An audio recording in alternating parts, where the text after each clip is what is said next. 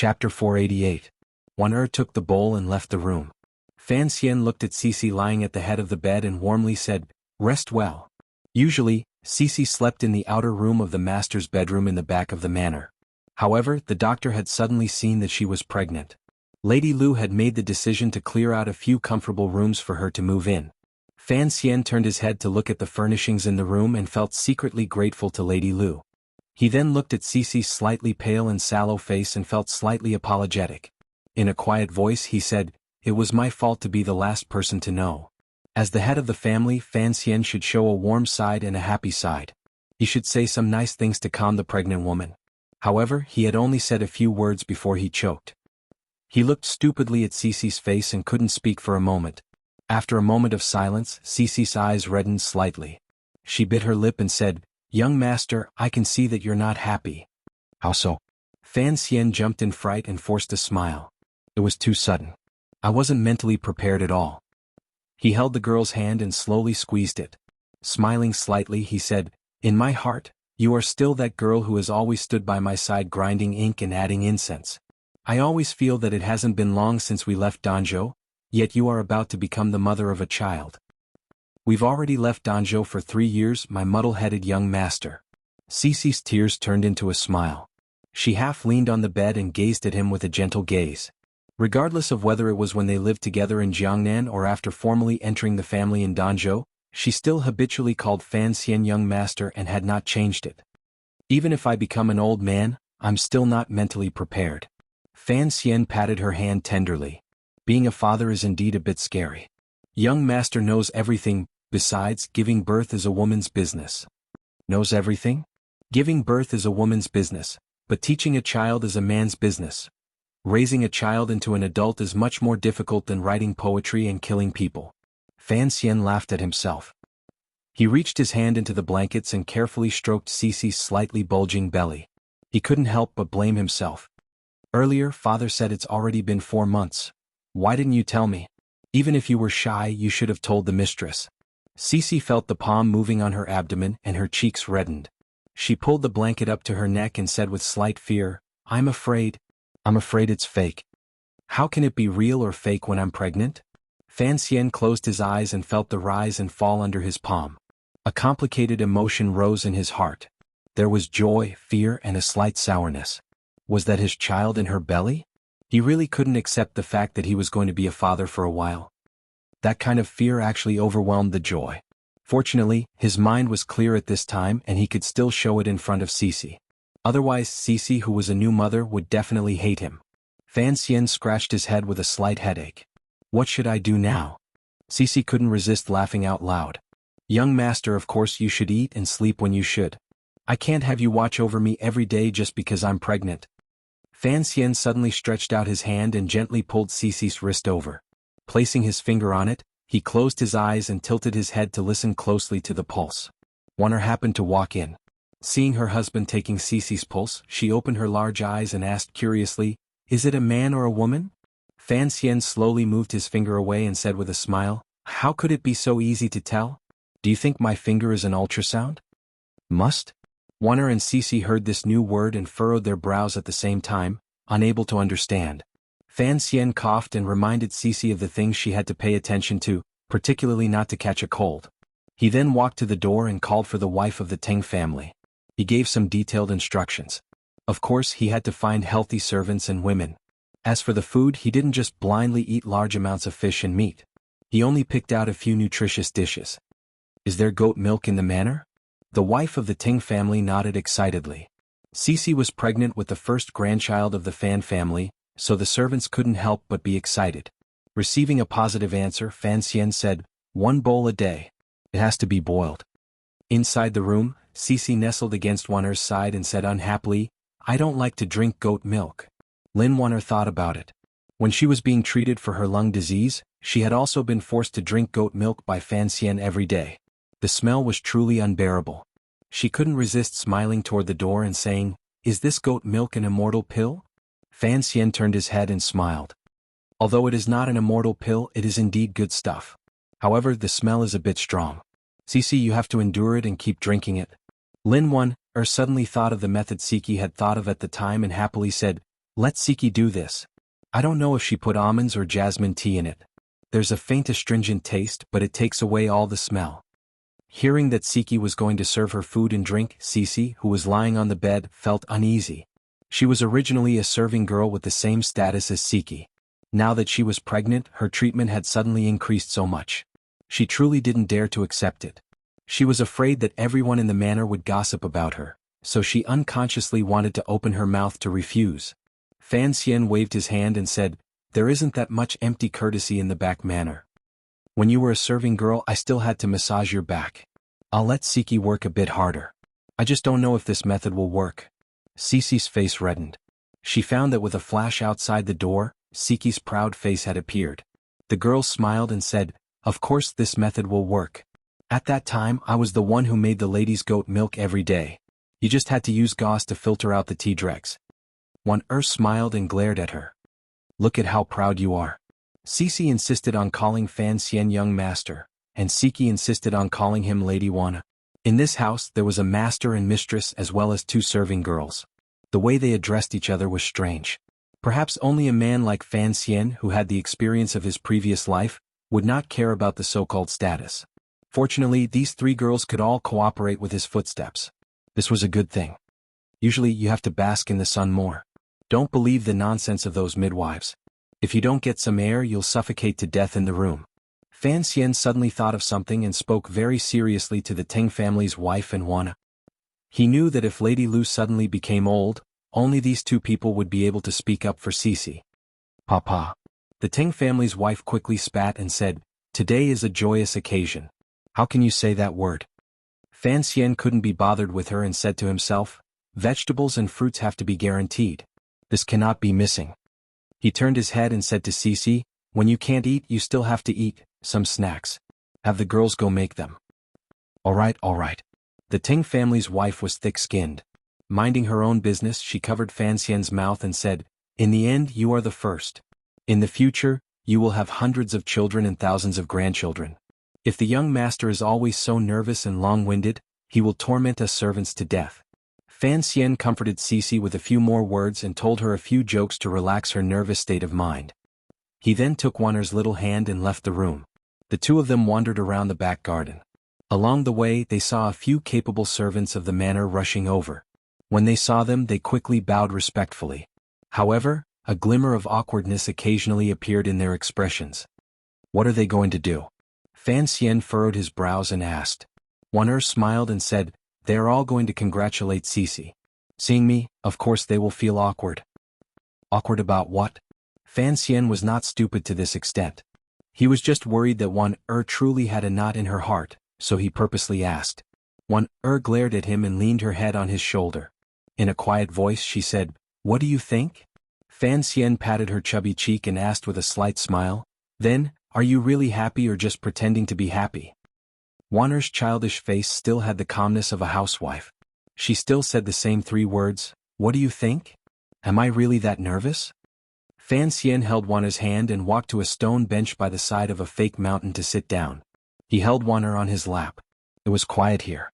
There were no servants passing by. Wanner was slightly embarrassed, so she let him be. "You're not careful enough to freeze yourself," Wanner grumbled. Wanner grumbled. She suddenly remembered what he had asked her. After thinking for a while, she raised her head and looked at him with her watery eyes. After a while, she said seriously, "That is what I wanted to ask you. Why do you look so unhappy? And, you seem nervous and afraid. What are you worried about? Are you really worried about my feelings? You should know that I am not that kind of person." Fan Xian shook his head and smiled as he tightened his arms around her. After thinking for a moment he said, "I also don't know. Perhaps I really am not mentally prepared to be a father." What do I need to prepare?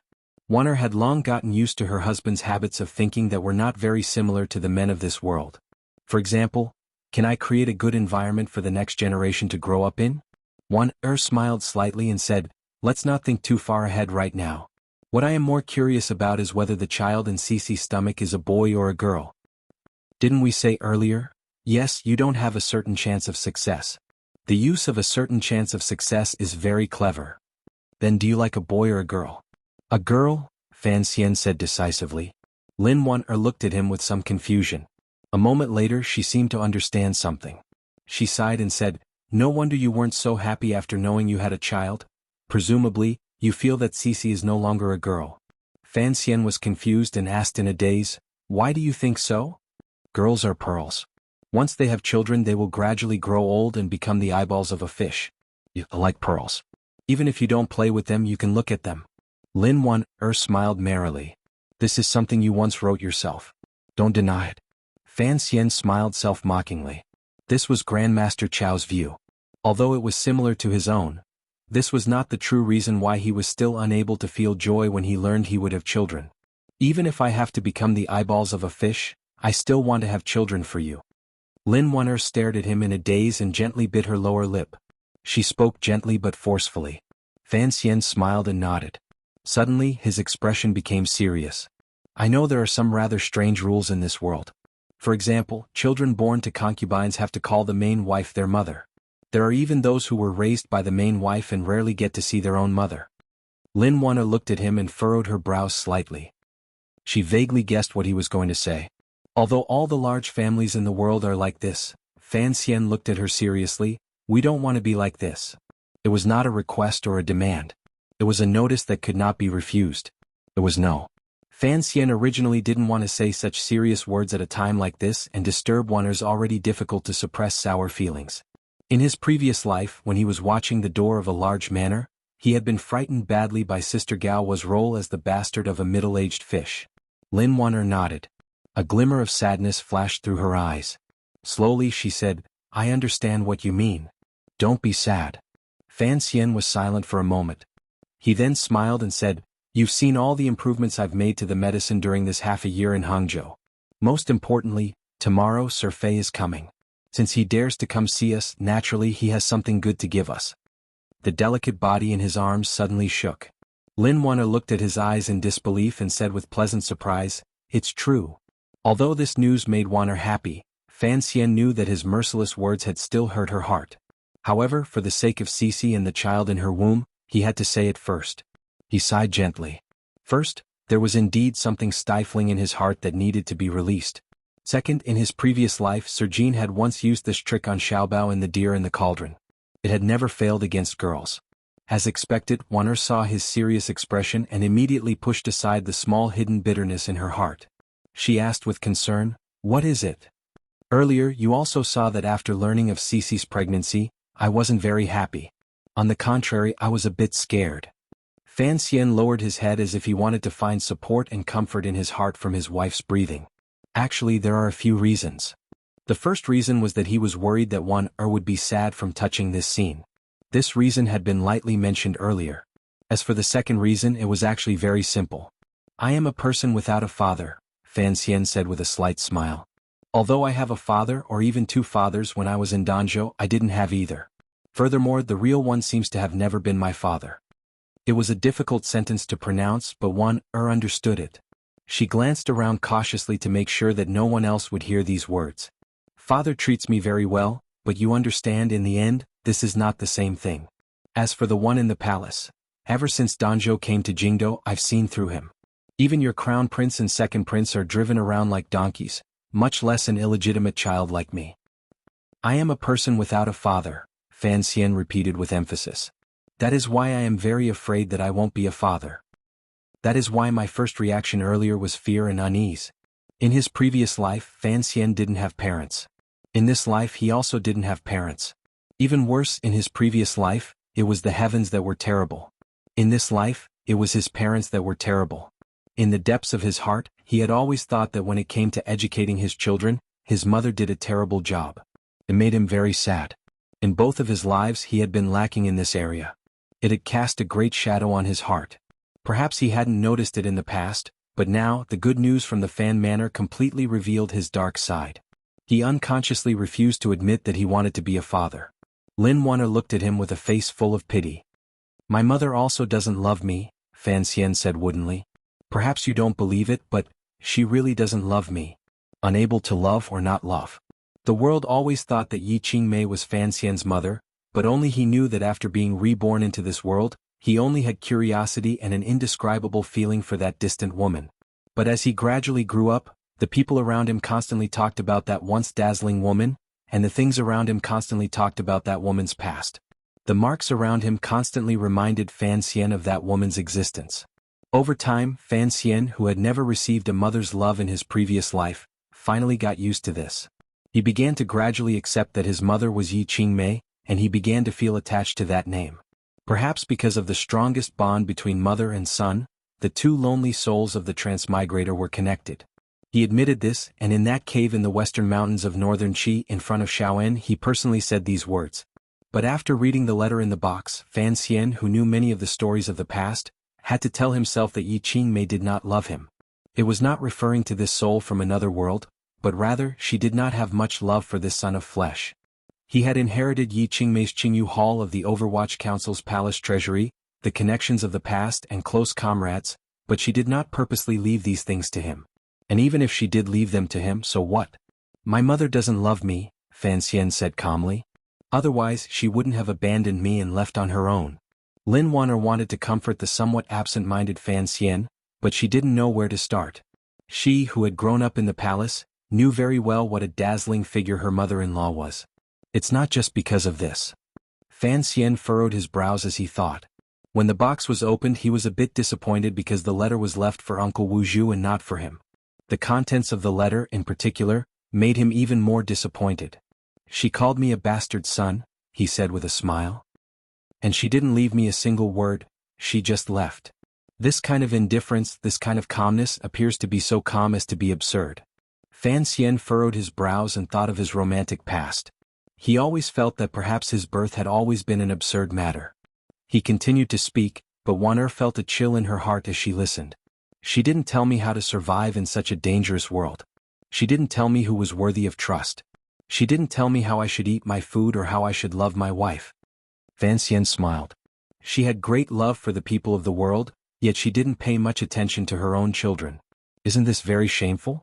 Perhaps only such a shameful mother would give birth to such a shameful son like me. After saying this, Fan Xian coughed gently. Lin Wanner came down from his legs and pounded his back. Fan Xian waved his hand and smiled. That was close. Fortunately there was still father. He pointed in the direction of the front yard and said, there was also grandmother and those two strange old men. Otherwise, I don't know what would have happened to me in this life. Fan Xian had always been a very self-restrained and cautious person. He didn't have much time to be emotional like he was today. Lin Wanner had been unable to get a word in. Seeing that he was gradually moving away from only sighing, she simply smiled and looked at him, listening to his inner monologue.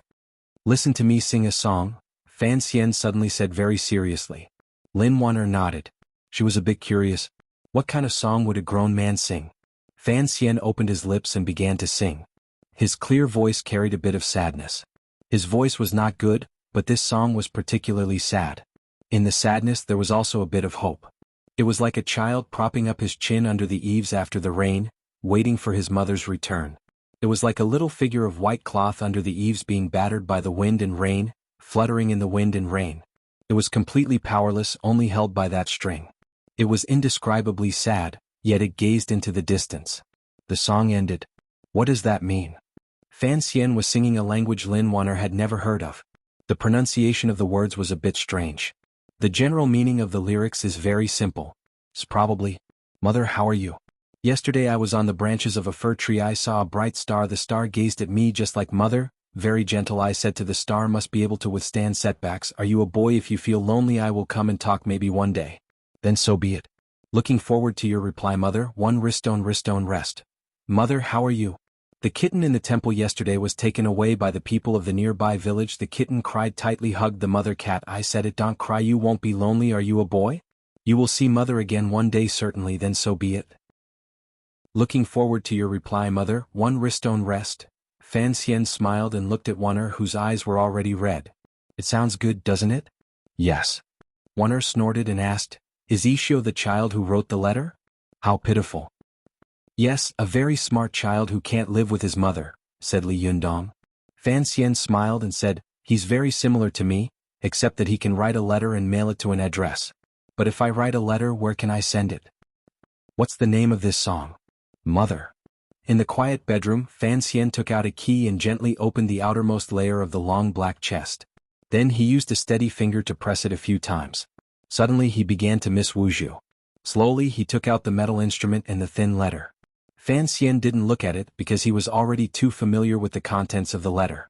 He only stared at the third layer of paper, the piece of paper that looked like it could be blown away by the wind at any moment. On the paper was Yi Qingmei's straight handwriting. If it's Wu Zhu, tell me honestly, who are you? Just like that rainy night, Fan Xian's lips moved slightly. I'm your son. How did you open this chest? If it's not my daughter, then it's my son. You can look at what's below when you kill someone. Remember? He opened the third layer and took out the item from inside. Glancing at the words on it, he couldn't help but laugh bitterly. He said to himself, it really is an abortion drug. I say, Mother, can't you be more creative with your pranks? He was silent in the room for a long time.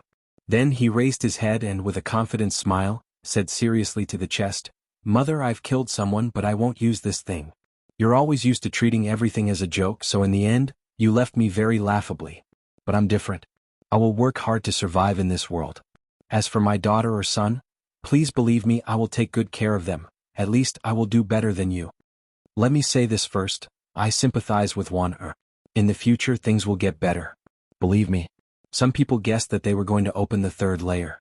At first, most people guessed that it was Durex and the emergency contraceptive pill. I can only say that everyone's imagination has surpassed my or Xiao Yezi's talent for pranks. I'm very impressed. Today's chapter has so many words because I have always wanted to write a paragraph. What should I write? It's not Fan Xian's psychological shadow, but rather his feelings for Yi Qingmei. It's the kind of hidden bitterness that should arise when one is truly recognized as a son. Mother doesn't love me. I've put this note in the draft for over half a year. I've always wanted to write it. Today I finally wrote it. Very good. That song is my favorite song. It's the ending song of Ishio. It's by Fujita Shuko's mother. It can be searched on Baidu. Those who haven't heard it should listen to it. It's really good. This is also why I've always said that Fan Xian must sing it in the draft. The abortion pill was Yi Qingmei's original weapon, but Fan Xian's existence proved that she had never used it. Then, she treated it as her most important inheritance in this world and passed it on to her descendants. It was more important than the Overwatch Council and the Palace Treasury. From this, it can be seen that she loved her bastard of a son. Fan Xian must clearly understand this. These words and the song were not in the word count. The monthly votes were still in double. Although the second son's voice was not pleasant to hear, he was very handsome. He was indescribably happy. He asked everyone to continue to support him. He was very grateful. Chapter 489. For yesterday's chapter, I debated with the leader for over an hour. I'm so pitiful. I'm not Fan Xian, so how can I be innocent? The monthly votes went to third place.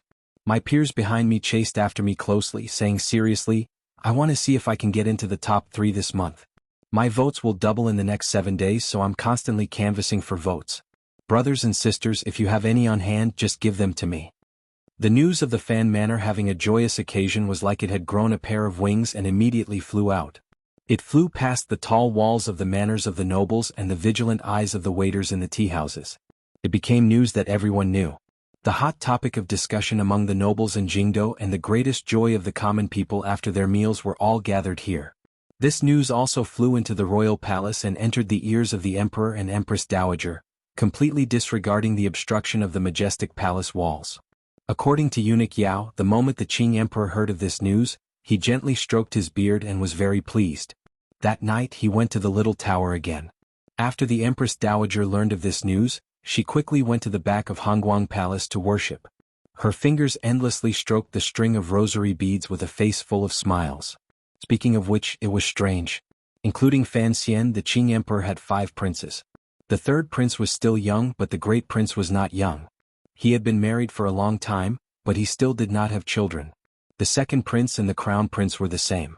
No matter how one looked at it, the child in Cece's stomach in the Fan Manor was the first of the third generation of the royal family. It was impossible for the nobles in the royal palace to be happy. However, the Empress Dowager faintly felt some regret. If only the pregnant woman was Chen girl. Putting aside whether or not she was a princess, Fan Xian's official wife was, after all, her favorite granddaughter. Given Fan Xian's present power and status, countless guests surged forth with gifts and congratulations. In the next few days, there was an endless stream of carriages in front of the Fan Manor in the south of the city. Officials from all walks of life came and went endlessly. Teng Zijing and his wife's legs were about to turn to jelly from running. Other than a few important figures such as the people from King Jing's manor, who Fan Xian personally came out to greet, the other guests were all single-handedly blocked by the Minister of Revenue, Fan Jian. Fortunately, these guests only gave him valuable gifts and did not disturb him for too long. The people in court and palace were actually calculating in their hearts. Although Fan Xian having a child was a major event, the one pregnant was his concubine. If they appeared overly enthusiastic at this time, who knew what the princess in the manor was thinking? Pleasing one side but offending the other was not a good deal. Furthermore, these officials did not know just how happy the palace was. 3 days later, the joy in the palace was displayed in front of the Qing officials and people in 2 ways. First, it was the embroidered newspaper organized by the internal court that used red to report the good news to the people of the world. The internal court newspaper always told the jokes of jealousy between officials and the funny side of history. Although the story of Qin Pingping's first love was a bit boring and uninteresting, it was very eye-catching. However, ever since Fan Xian took control of the Overwatch Council, he had made council affairs more open through rectification. He ordered the 8th Bureau to put up countless notices on the door of the 1st Bureau, turning the sinister process of official strife into a collection of stories about solving cases. Regardless of whether it was in a previous or current life, stories with pillows and fists always sold best. The internal court newspaper only had pillows and no fists, so all the glory was stolen by the notice board on the door of the 1st Bureau. Fortunately, Fan Xian had a son. The emperor silently allowed the internal court newspaper to publicize the matter. It wrote the story of Fan Xian coming from Danzhou to Jingdou in detail into a long erotic story. It vaguely mentioned the princess, the saint girl of northern Qi, the past of the young mother of the Fan Manor, the night of poetry in the palace, and the past of Jiangnan. This was a summary of Fan Xian's rushed 20 years of life. It was very glorious. Once the newspaper came out, paper became expensive in Jingdou. The young ladies of each manor begged the elders of their families to spend a lot of money to buy a copy to put in their boudoir as a memento. At the same time, they prayed in their hearts that the faintly discernible temple would bestow upon them a man like Sir Fan Jr. The internal court newspaper finally used this opportunity to successfully conquer the Jingdou people in front of the notice board in the 1st Bureau. The second reaction of the palace's joy was rewards. No one knew whether it was the emperor's or the empress dowager's intentions, but the rewards from the palace flowed into the Fan Manor like water. Although the one with the child was Cece, from Fan Jian to Lady Lu to the young lady of the Fan family who was far away studying in northern Qi, they all received great rewards. Fan Xian's official wife, Lin Wanner, received the greatest reward of all. Silks and satins, gold, stone, jade, food and toys were all lined up densely in the manor. It made the wife of the Teng family so busy that she became absent-minded. She thought to herself that the young master had saved the emperor's life once, but it was not as great as the reward he received this time. Cece received a reward and was given a certain title.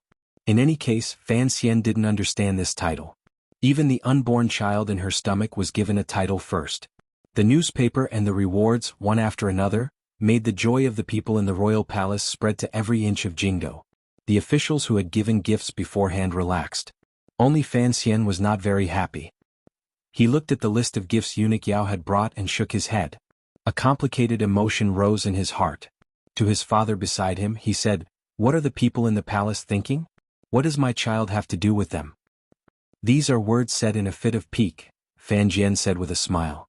"I had thought you would mature a bit. Who would have thought that you would say such words in a fit of pique? What does it matter? What do you think it matters? In the 3rd generation this is the first. The Empress Dowager has been anxious for many years. Finally she can hold a great-grandchild. In her happiness the rewards she gives exceed the norm." Fan Xian smiled coldly and said, "Hold a great-grandchild? Tomorrow I'll send Cece back to Danzhou. Born in Danzhou, raised in Danzhou, and let grandmother play with her." This was still in a fit of pique. Cece was pregnant. How could she travel thousands of li? Fan Xian laughed loudly but couldn't be bothered to scold him. Ever since he learned of Cece's pregnancy 4 days ago, this usually serious and upright Minister of Revenue could not hide his true nature. From his face to his bones, a sense of pride and happiness seeped through him. In this world there were not many people who could fight the emperor for a son and win. Furthermore, this son was about to give him a grandson. Fan Xian couldn't help but feel comforted and strangely proud. "When you return to the palace tomorrow to give thanks, don't forget." Fan Xian took a sip of tea and glanced at his son. He found that it was clear that his son had not heard these words. Speaking of which, why has the crown prince never had a crown princess? Fan Xian suddenly thought of something and furrowed his brows. Even if it's in order, the great prince and second prince are both married. A year has passed. Is the palace not anxious about the crown prince's matter? His words were asked naturally and cleverly concealed the probing in his words. Fan Xian was clearly so happy that he didn't realize his son was probing him. He furrowed his brows and said, as early as 3 years ago, the Empress Dowager was already anxiously planning the matter of the crown princess. The Empress was choosing people from various manors in Jingdo and even picked our manor. Fan Xian shivered. He thought to himself that if his sister had truly become the crown princess, that would have been terrible. It was not that his sister would have been terrible, but he would have been terrible. Wouldn't he have immediately fallen to the crown prince's side and planned the matter of fighting for the throne with his brother? Fortunately, this matter did not happen. Fan Xian continued, however, for some reason the crown prince never agreed. This can be considered a strange matter from back then. You know the crown prince. In his early years he was rather preposterous. He liked to hang out in the entertainment houses and brothels. He was originally a person with great interest in the matters between men and women, yet he refused to marry. Fan Xian thought for a bit and then said, but the crown prince's marriage is not something he can refuse just because he doesn't want it. This shows how smart the crown prince is. Fan Jian smiled and said, to convince the Empress Dowager and Empress, the crown prince had thought a lot. First, he said that the great prince and the second prince were not married yet. The Qin kingdom governed the world with filial piety and paid particular attention to brotherly respect. As the younger brother, how could he rush to get married before his two brothers? At that time the great prince was still fighting the Hu people in the west. It was impossible for him to arrange a marriage in such a short time. Although the reason is sufficient, it's not convincing. Fan Xian smiled bitterly and said, after all this, it turns out I'm the representative of those who marry early. It's natural to be the first to have a child. It's the same logic, but when it comes to the emperor's family matters, it naturally needs to be said by the mouth of a persuasive person. Fan Jian smiled. The crown prince invited the grand tutor of the crown prince, Shu the grand secretary. Shu the grand secretary was a stubborn man and deeply believed that what the crown prince said was reasonable. Not only did he personally ask the emperor to postpone the crown prince's marriage, he even wrote to the north to ask Master Zhuang to speak. Fan Xian laughed. So Mr. Zhuang Mohan also did something like this in the past. Fan Jian suddenly saw the tiredness in his son's eyes. He sighed and said, did you not sleep well these past few days? Quickly go rest. Fan Xian smiled awkwardly and took his leave of the study. He had indeed not rested well these past few days. First of all, Cece was pregnant, so he had to be by her side at all times to comfort and be considerate. On the other side, although Wanner did not appear to have anything on the surface and was still happily managing Cece's little life, everyone knew that a girl's mood must be full of mixed emotions. Fan Si felt great heartache and had to take out a lot of time to accompany and comfort her. He had to take care of both sides, so he didn't have much time to rest. In the corridor in front of the study, he stretched and yawned. He shook his head in distress. He suddenly thought of the truth of life he had once thought of a long time ago in the garden of his manor. For a man, marrying too early was always a stupid move. However, the crown prince's insistence on not marrying early was probably based on a very stupid idea. Fan Xian yawned and sighed in his heart. He couldn't tell that the crown prince was a lover. What an ill-fated relationship. Suddenly, he saw Lady Lu walk in with a warm smile and an old man.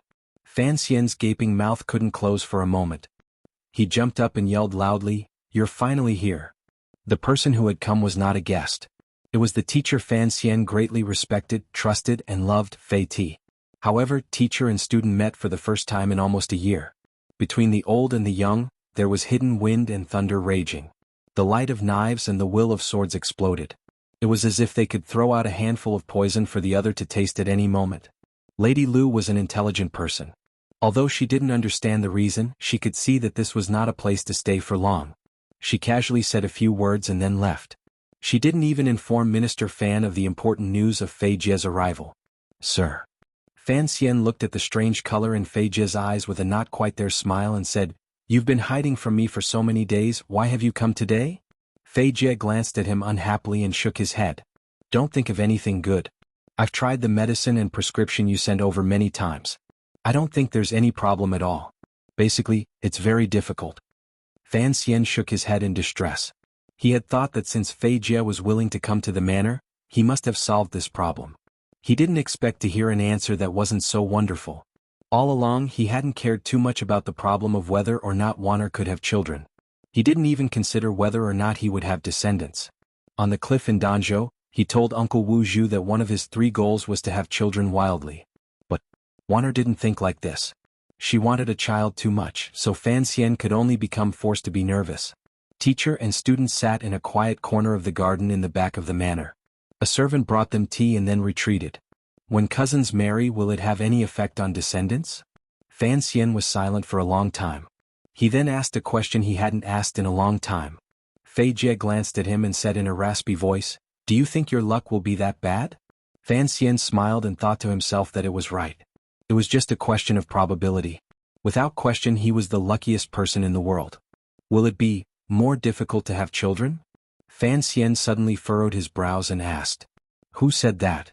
Fei Jie understood that he was talking about blood relatives. Mockingly he said, 800 years ago the Wei Emperor raped his own daughter for a dozen years. In the end she gave birth to 7 children in a row. Of course, not many of the 7 children were normal. Fei Jie shrugged his shoulders. Chaotic? The royal family is indeed the most chaotic place in the world, Fan Xian sighed and said. Fei Jie furrowed his brows slightly. He didn't know if his disciple's words meant something. However, that matter had too many implications. In order to protect Fan Xian, he and Qin Pingping would not say anything to Fan Xian beforehand. "Why have you come today to teach me?" Fan Xian asked sincerely. Fei Jie thought for a bit and then said, "The director guessed that your home is not peaceful, so he had me come to calm your heart." "Come." "Yes, give me another half a year, and I might be able to solve the problem you and your wife are having headaches about." Fei Jie smiled slightly. "Then I must remind you of something. Your return date is almost here. Don't use Cici's pregnancy as an excuse to not go to Jiangnan." Looking at the palace's attitude, Fan Xian might be kept in Jingdou because of this matter. This was what Qin Pingping and Fei Jie were truly worried about. Fan Xian thought for a bit and then nodded. He faintly sensed that Qin Pingping and Sir Fei did not want him to stay in Jingdou for too long. It seemed that they had also sensed that something big might happen in Jingdou. He finally couldn't resist. Fei Jie was his childhood teacher. In his opinion, he was the last person in the world to harm him. He hesitated for a moment and then said, "Is something going to happen in the palace?" Fei Jie smiled and said, "What could happen?" A glimmer of worry flashed through his eyes, but it was hidden from Fan Xian's eyes. He looked at Fan Xian's face, which was still as clean and untainted as it was a dozen years ago. Involuntarily he thought of the time when he took Fan Xian to dig graves, admire corpses and take out stomachs and intestines. His heart darkened slightly. He smiled gently and said, "In the future when you're alone you have to be careful. Don't be like when you were little, often tricked by others." Fan Xian was slightly startled. A strange emotion welled up in his heart. He hurriedly asked, "Sir, what do you mean by this?" Fei Jie scratched his head and paid no attention to the flying dandruff. "Nothing. It's just that you know I spend many years wandering in the mountains and am rarely by your side. The strange smoke ice medicine, I've never explained it to you. Was my fault." Fan Xian was very moved and quickly said, "Sir, what are you saying? Without you, I don't know how many times we would have died." Fei Jie smiled and didn't say anything more. The next day he entered the palace to give his thanks. Although Fan Xian was unwilling, he still piled a sincere and grateful smile on his face. He walked all over the palace, particularly in front of the Empress Dowager and the Emperor. He held out his grateful heart and smeared a layer of the confusion and excitement of being a father for the first time. His performance was brilliant. Along the way there was no more snow in the Vermilion Palace. It was quiet and elegant. Fan Xian was sitting in the Eastern Palace, looking at the Crown Prince in front of him and talking casually. He looked at the Crown Prince of the Eastern Palace wearing light yellow clothing and his seemingly sincere face. Thinking of what would happen not long after, for some reason, he felt a sense of apology in his heart. The Crown Prince was urging him and his aunt, who was his mother-in-law, to ease their relationship. It could be seen that the Crown Prince was speaking sincerely. However, it was unknown whether he was considering the problem from Fan Xian's or the eldest princess's point of view. Let bygones be bygones. Just like I said to you in Baoyue brothel, why should the matters of our elders affect our present? Chapter 490. This chapter thanks me as a Paijio. I was about to write about the Crown Prince for the last time when I saw his post in the Qing Union Club. I feel the same way. That said, everyone please continue to vote for today's monthly votes. I really can't do it anymore. I have no more excuses. Silently and perversely canvass votes. The greater the profit, the greater the lie, and the more outstanding the actor. Fan Xian deeply believed in this. Standing in the court, what they tested each other was the ownership of the chair. This was the greatest benefit in the world, so it would not be strange for the Crown Prince to tell such a big lie in front of him. The problem was that Fan Xian had no way of determining how true the Crown Prince's words were. If he was in the Crown Prince's position, would he make such a promise? Let bygones be bygones? Given the Crown Prince's natural position, the Empress Dowager's love, and his unknown relationship with the eldest princess, if he also had Fan Xian's support from the Overwatch Council and Palace Treasury, no one would be able to stop his ascension to the throne. If he could obtain Fan Xian's support, it seemed that the Crown Prince could make enough sacrifices. The problem was, given Fan Xian's life experience and knowledge, he did not think that this kind of transaction would happen unless the Crown Prince truly became a fatherless person. If he truly became such a person, how could Fan Xian dare to sit next to him? He chatted warmly with the Crown Prince. Occasionally he would think of when he first entered Jingdo, the Crown Prince's good attitude toward him in those stories. The complicated clouds in his heart grew thicker. Is Wanner all right? After walking around the royal palace for so long, only the Crown Prince was the first person to directly ask if Wanner was all right. He asked very directly. Fan Xian smiled. His mind was slightly absent-minded. He spoke intermittently to the Crown Prince, but his gaze fell on the other party's face.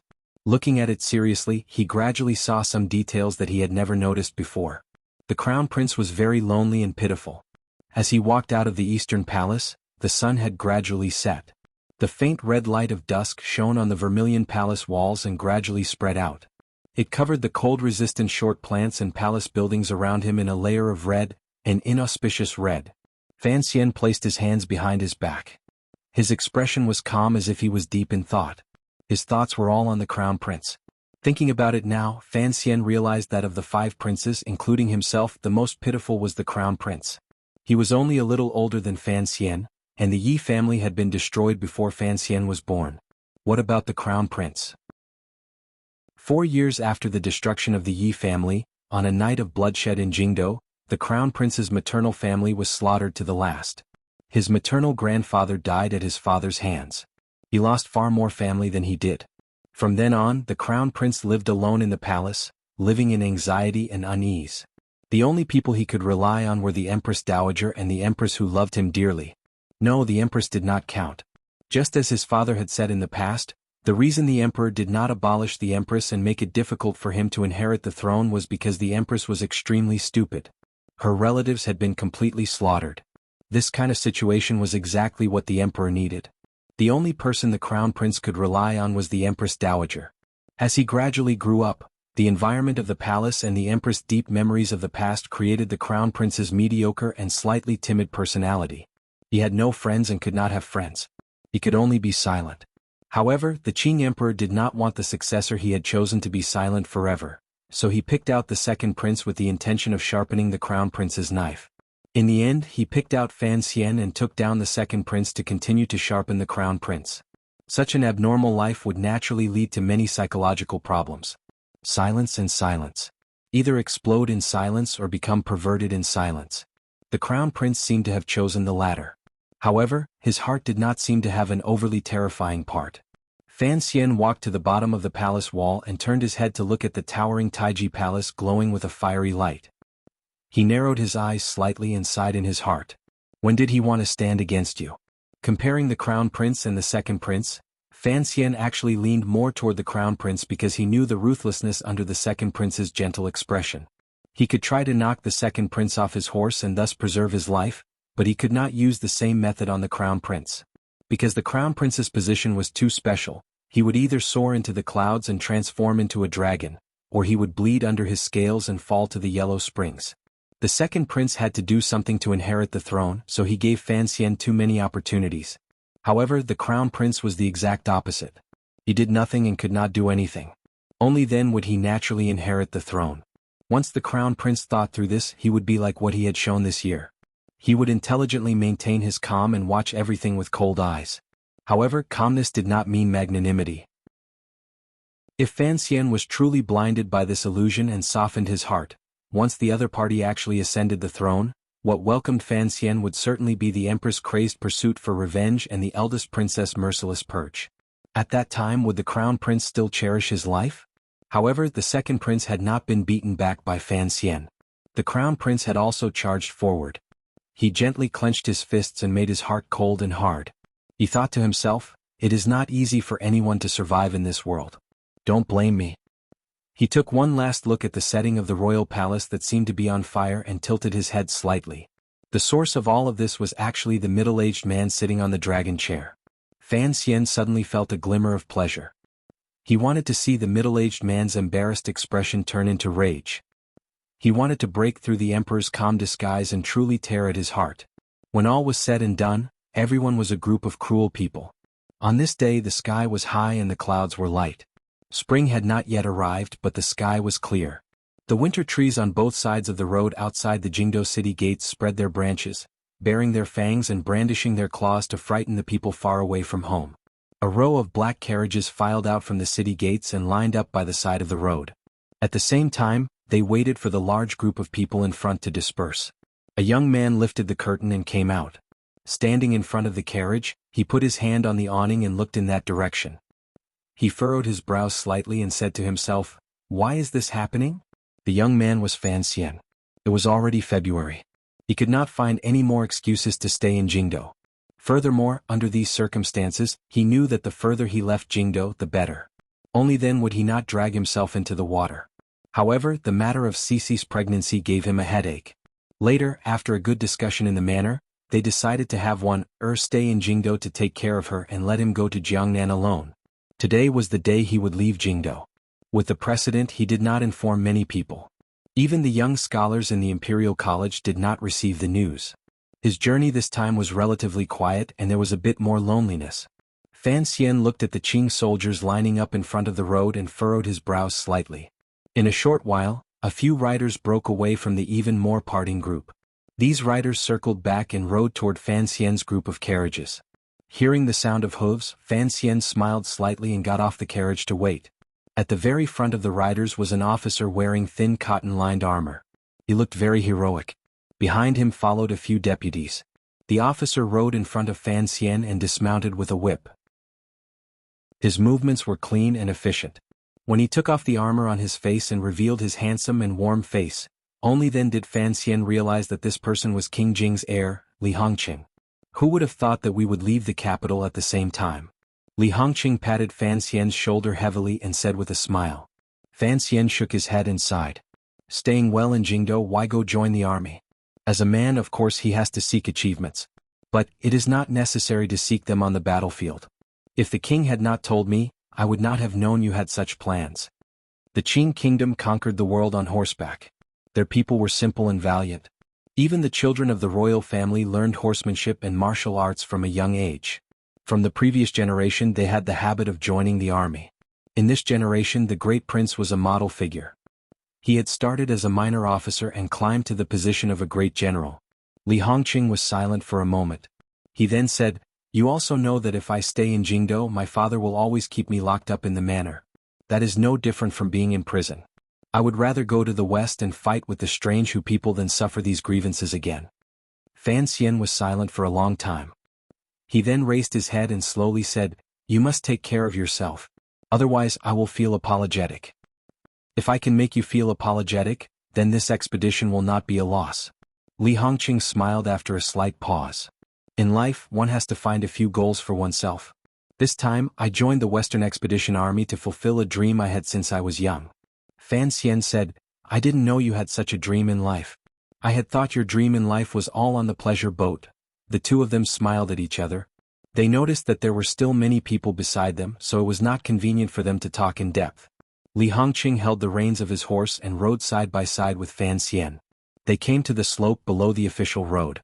The leafless and withered branches were even denser here, blocking out the dim sunlight in the sky into patches of coldness. It was quiet. No one could hear the two of them talking. Li Hongqing was silent for a moment. A relaxed smile gradually rose to his face. Happily, he said, the matters of these 2 years have made me understand. In Jingdo I can't win against you. The second prince also can't win against you. This is good. I'll leave Jingdo for you to play. I'll go play in the west. Fan Xian smiled bitterly.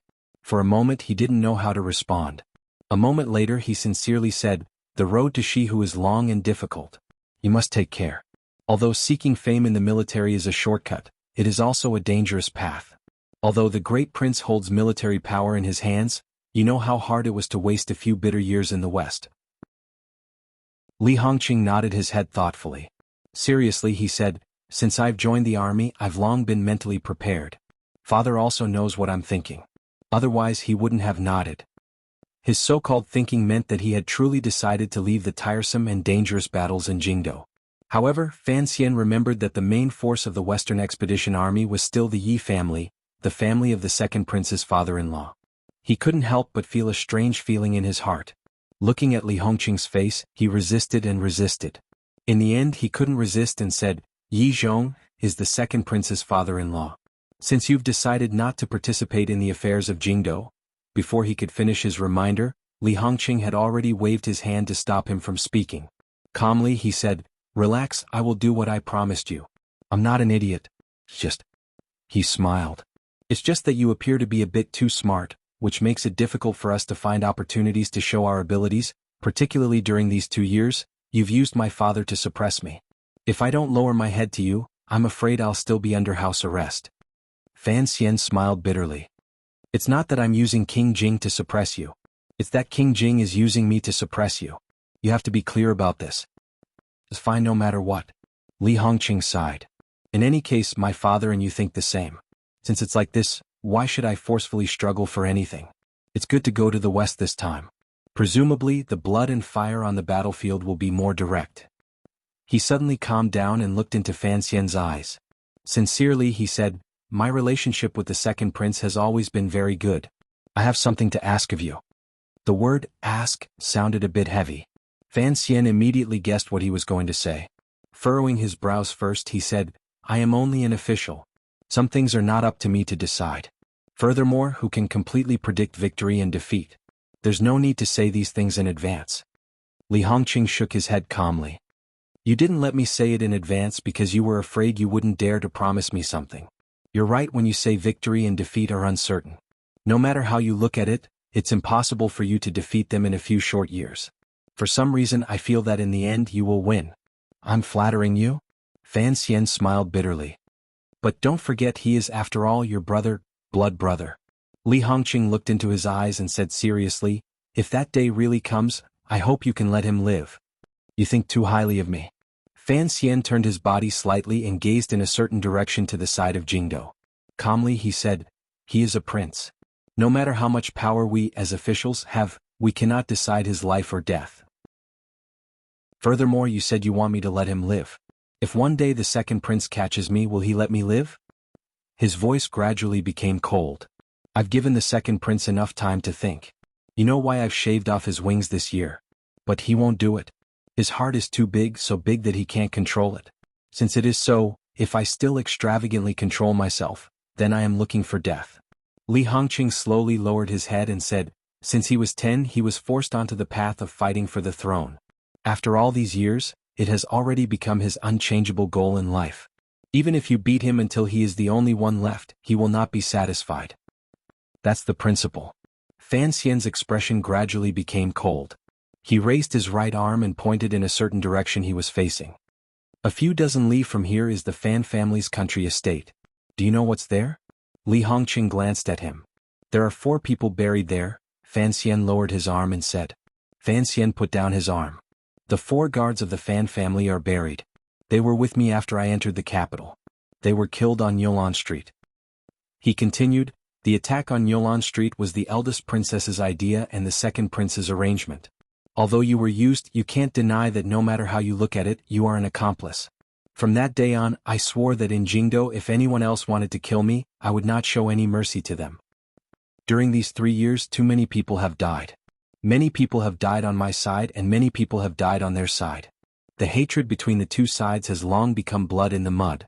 No matter how it is washed, it cannot be washed clean. Since the second prince thinks he can continue to drag it out with the Yi family's help, then I will drag it out with him.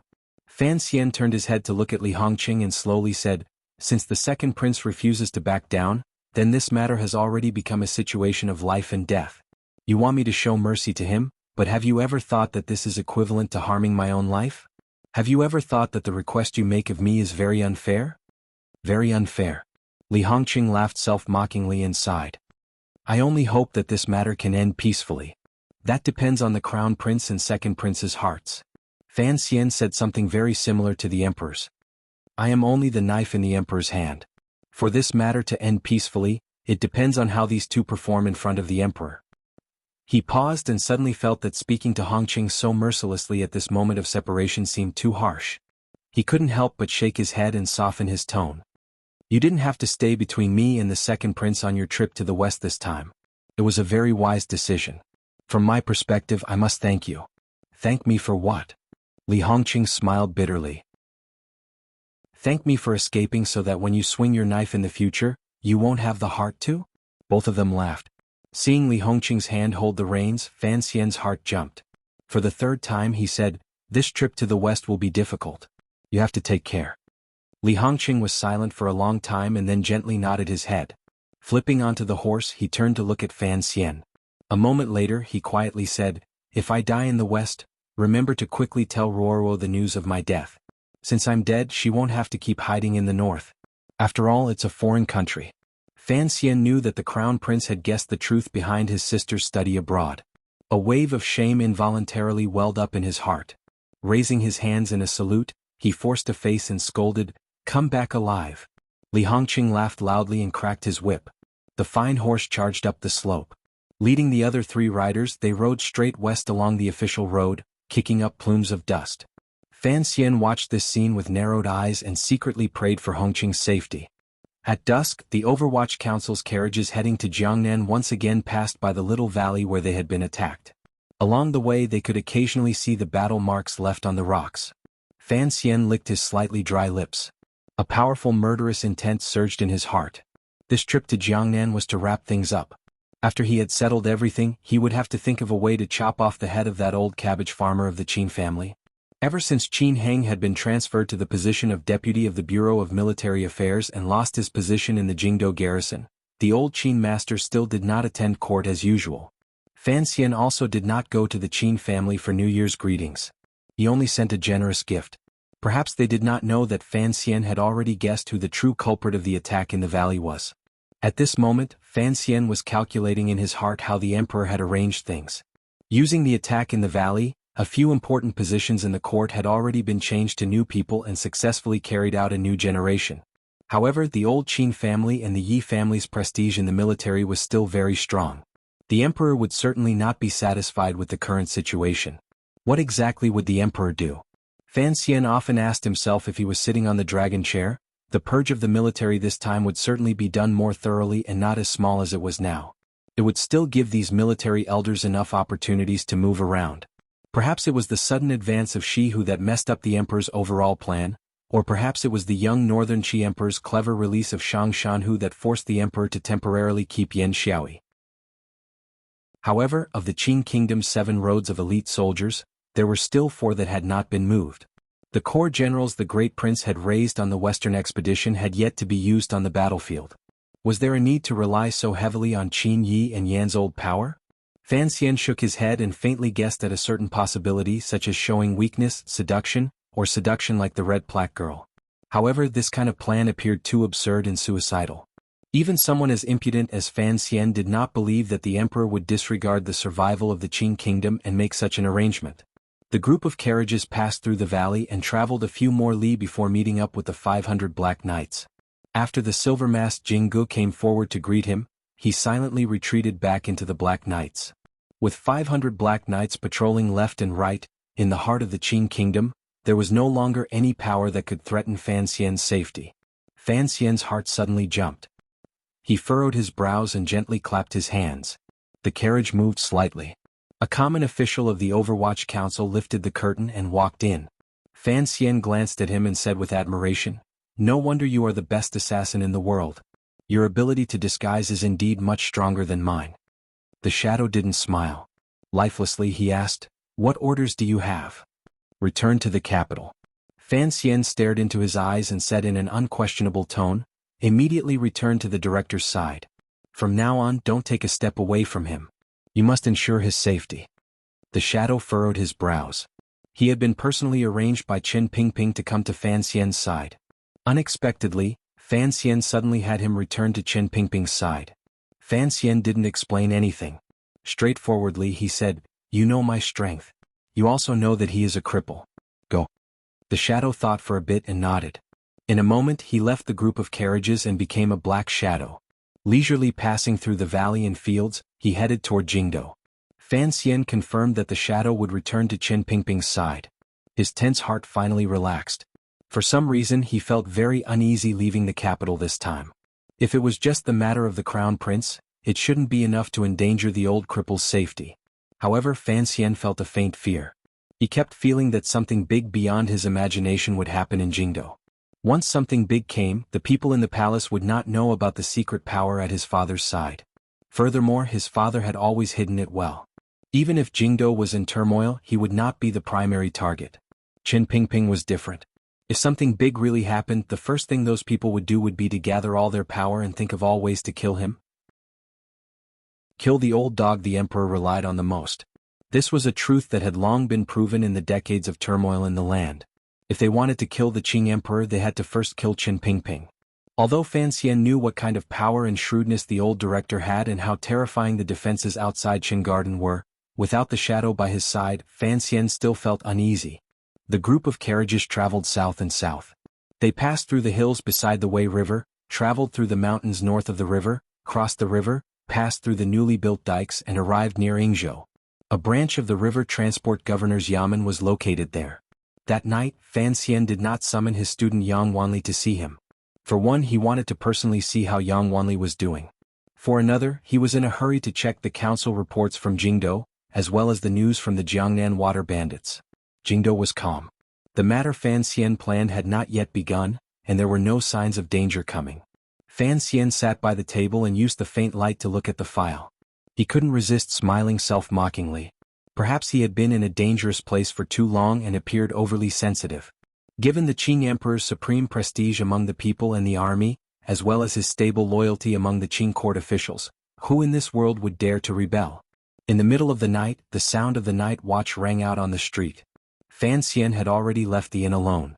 He wore a black night traveler's robe that covered his face. Since the situation in the world had not moved, then he had to start on a few small matters. In a broken-down temple outside the city, Fan Xian found the green banner and saw 13th Wang, who was staring at the statue in a daze with his eyes wide open.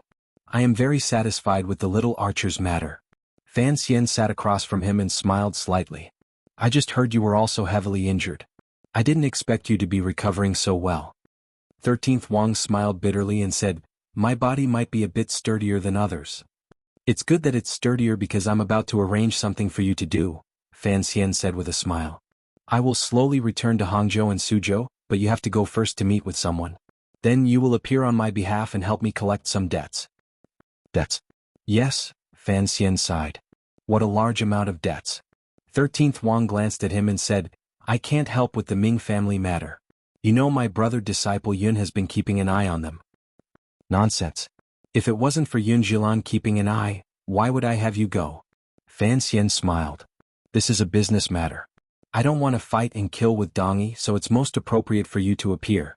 13th Wang smiled bitterly and said, "I am only expressing my teacher's attitude. It doesn't mean I will represent my teacher to suppress brother disciple Yun. I am also not stupid enough to believe that Dongyi will have internal strife." Fan Xian shook his head and looked at the green banner by his side. "However, the owner of this account is me, but it is not convenient for me to appear. Even my students and subordinates cannot appear. I had originally wanted to get a random stranger to do it, but I was afraid the Ming family would be forced into a corner and kill that stranger. Your skill is high, so you don't have to be afraid of these vulgar threats to your life." 13th Wang said in shock, "Why do you trust me so much? Aren't you afraid I'll swallow these accounts? Aren't you afraid I'll make it clear to the Ming family?" "You won't be able to swallow it. You're just going to pretend to be a professional manager." Fan Xian didn't care if he understood these new words and straightforwardly said, "As for the Ming family, I have already tied it down. You just need to go out and tighten the knot." 13th Wang sighed sorrowfully and said, "Sir Fan Jr., I am not your killer." Attitude. Fan Xian smiled and comforted. Fan Xian smiled and comfortingly said, "Attitude decides everything. Since that teacher of yours wants to stand against the wall, then he has to make his attitude clearer. Otherwise, after the Ming family completely collapses, I cannot guarantee that the Eastern Road will be smooth. If the Eastern Road is not smooth, the Qing Kingdom will also suffer." 13th Wang didn't like being threatened. Chapter 491. The temperature in Jiangnan was much warmer than in Jingdou. Although the area around Suzhou and Hangzhou had also experienced heavy snow before, the snow clouds in the sky pulled directly from the seashore to the heart of the Qing Kingdom, enveloping all of the fields and rivers in white snow. As the year passed and winter came to an end, the snow in Jiangnan stopped. Once the sun came out, the snow melted into ice. Immediately there was no longer a harsh chill. Even the branches of the trees on the side of the road outside Suzhou had already extended out tender little furry leaves. The current master of the Ming family, known as the wealthiest merchant in the world, Ming Qingda, was sitting in a pavilion on a small hill in Ming Garden. His gaze went over the tall courtyard walls and landed on the tender greenery between the trees. Although Ming Garden's courtyard walls were very high and once the doors were closed, it would become a heavily guarded fortress. However, these high walls could not block his gaze and could not hide the still weak but gradually burgeoning sense of spring. Although it was winter, he still hoped for spring. Ming Qingda sighed. A glimmer of light appeared on his tired and old face. He happily thought that winter was about to pass. The flowers and grass were about to come back to life. His Ming family, this enormous Ming family, should also come back to life. During this year, the Ming family had experienced too many changes. The enormous profits they had obtained from the palace treasury in the past had been halved. The various sales routes were endlessly harassed by the Overwatch Council. The flow of money, goods, and silver was very difficult. Gradually, it felt like the sun was setting in the west. Furthermore, the old matriarch who secretly controlled the Ming family had been forced to death by the imperial envoy. The third Ming master had almost been exiled, and suddenly, there was the seventh Ming master who had stolen the family property. Countless knives and swords chopped down on the Ming family's head, making it difficult for Ming Qingda to breathe. It was difficult for him to survive. He knew that behind the scenes of these things was the supreme being sitting on the dragon chair, and the executor was the gentle-looking but sinister imperial envoy Fan Xian. Fortunately, during this half a year, Fan Xian had basically stayed in Hangzhou and played in Wuzhou and Danzhou. He rarely returned to the Suzhou Palace Treasury Yamen to oversee matters, particularly in the 2 months before and after the New Year, when Fan Xian left Jiangnan and returned to Jingdou. Fan Xian left Jiangnan. The dark cloud hanging over the Ming family's head also moved away. Although the Jiangnan branch of the Overwatch Council was still working hard to carry out Fan Xian's orders and suppress the Ming family's business, the Ming family had deep connections in Jiangnan. They had countless officials helping them in secret, so the Ming family's business immediately came alive and welcomed a rare liveliness. That was why Ming Qingda had let out a happy sigh when he saw the tender branches outside the wall. However, his face immediately darkened, because he suddenly discovered that he had been blinded by joy. Spring had come, the trees had sprouted, but the imperial envoy was also about to return. His mood immediately darkened. He rose angrily and with a wave of his sleeve, walked toward his own courtyard. Ming Garden took up a large area. Most of the men of the two branches lived in the garden. Originally, according to theory, after the old Ming matriarch died, Ming Qingda, as the master of the family, should have moved into the old matriarch's little courtyard on the highest ground. However, Ming Qingda firmly did not agree to the proposal of the clan.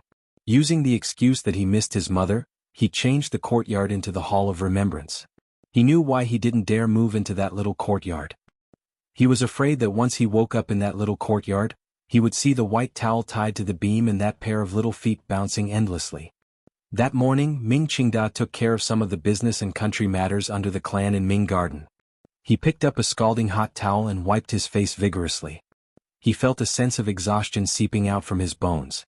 This family was too big. There were too many things to worry about.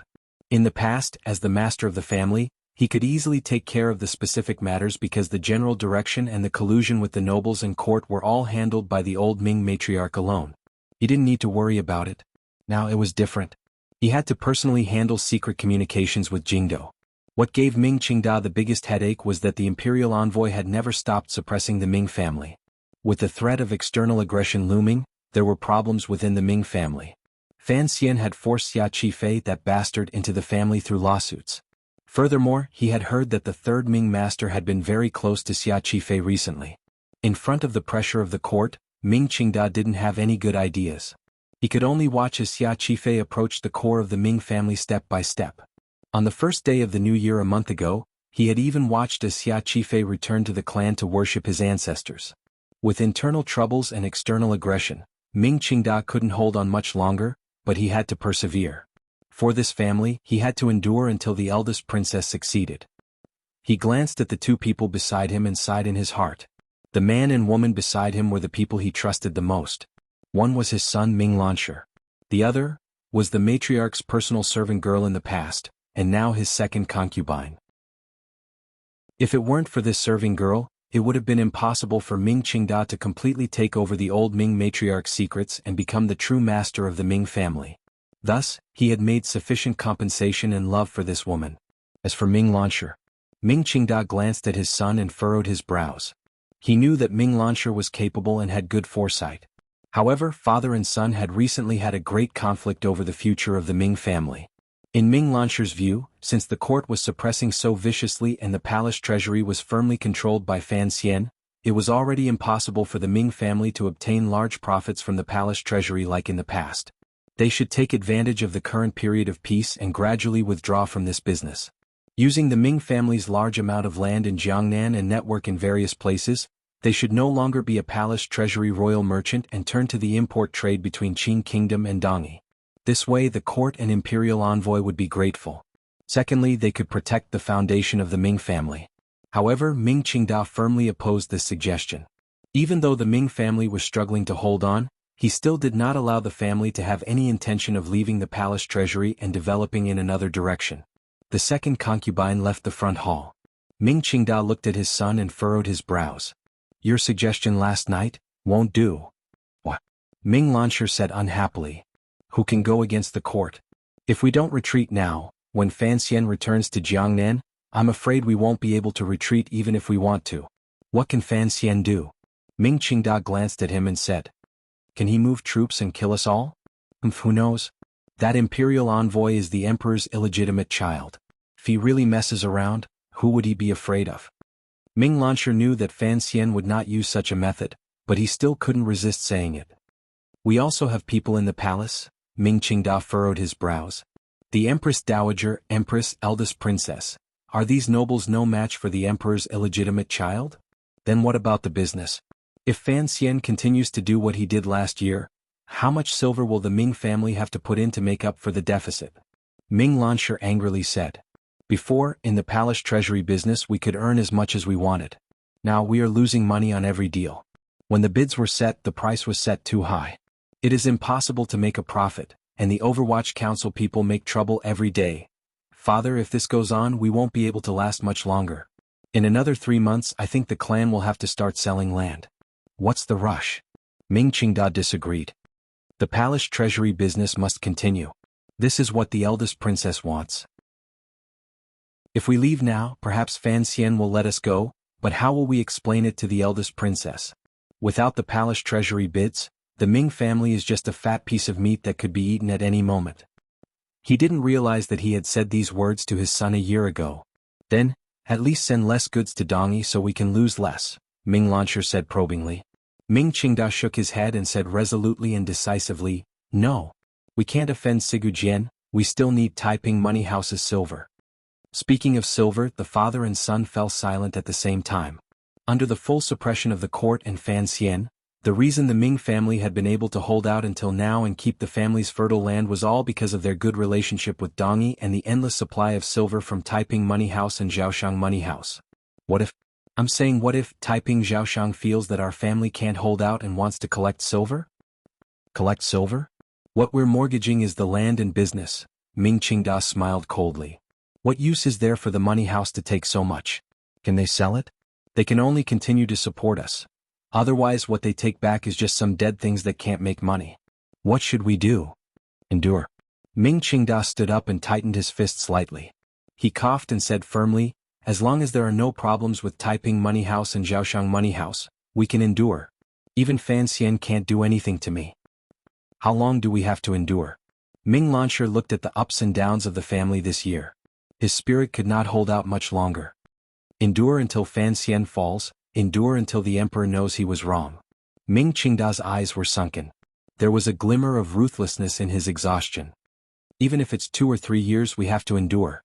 We have to wait for movement from Jingdo. Right now there are too many places in the family that need silver. I'm afraid we'll have to continue moving silver from the money house, Ming Lansher said worriedly. The clan's share was forced to give a share to Xia Qifei. Ming Qingda closed his eyes and calculated. Even if the third and fourth aunts have ulterior motives, they don't have much on hand. Most of it is in our hands. As long as the money house doesn't cross the line, it will be fine. Although the scheming and far-sighted merchant did not think that Taiping Zhaoshang Money House would suddenly pull out firewood from under the pot, he who had always been cautious, knew that he had to keep the risk to the lowest. The street in Suzhou full of money houses and pawn shops was not very long. The stone-lined street appeared particularly quiet. Those who could come here were either poor to a certain extent or rich to a certain extent. As the successor of the Ming family, Ming Lansher was the latter. When he quietly came to the money house with the Zhaoshang banners, he was immediately respectfully welcomed in by the head shopkeeper of the Zhaoshang money house. Ever since Fan Xian had come to Jiangnan, the Ming family's efforts to transfer silver outside had increased, particularly with the palace treasury bidding.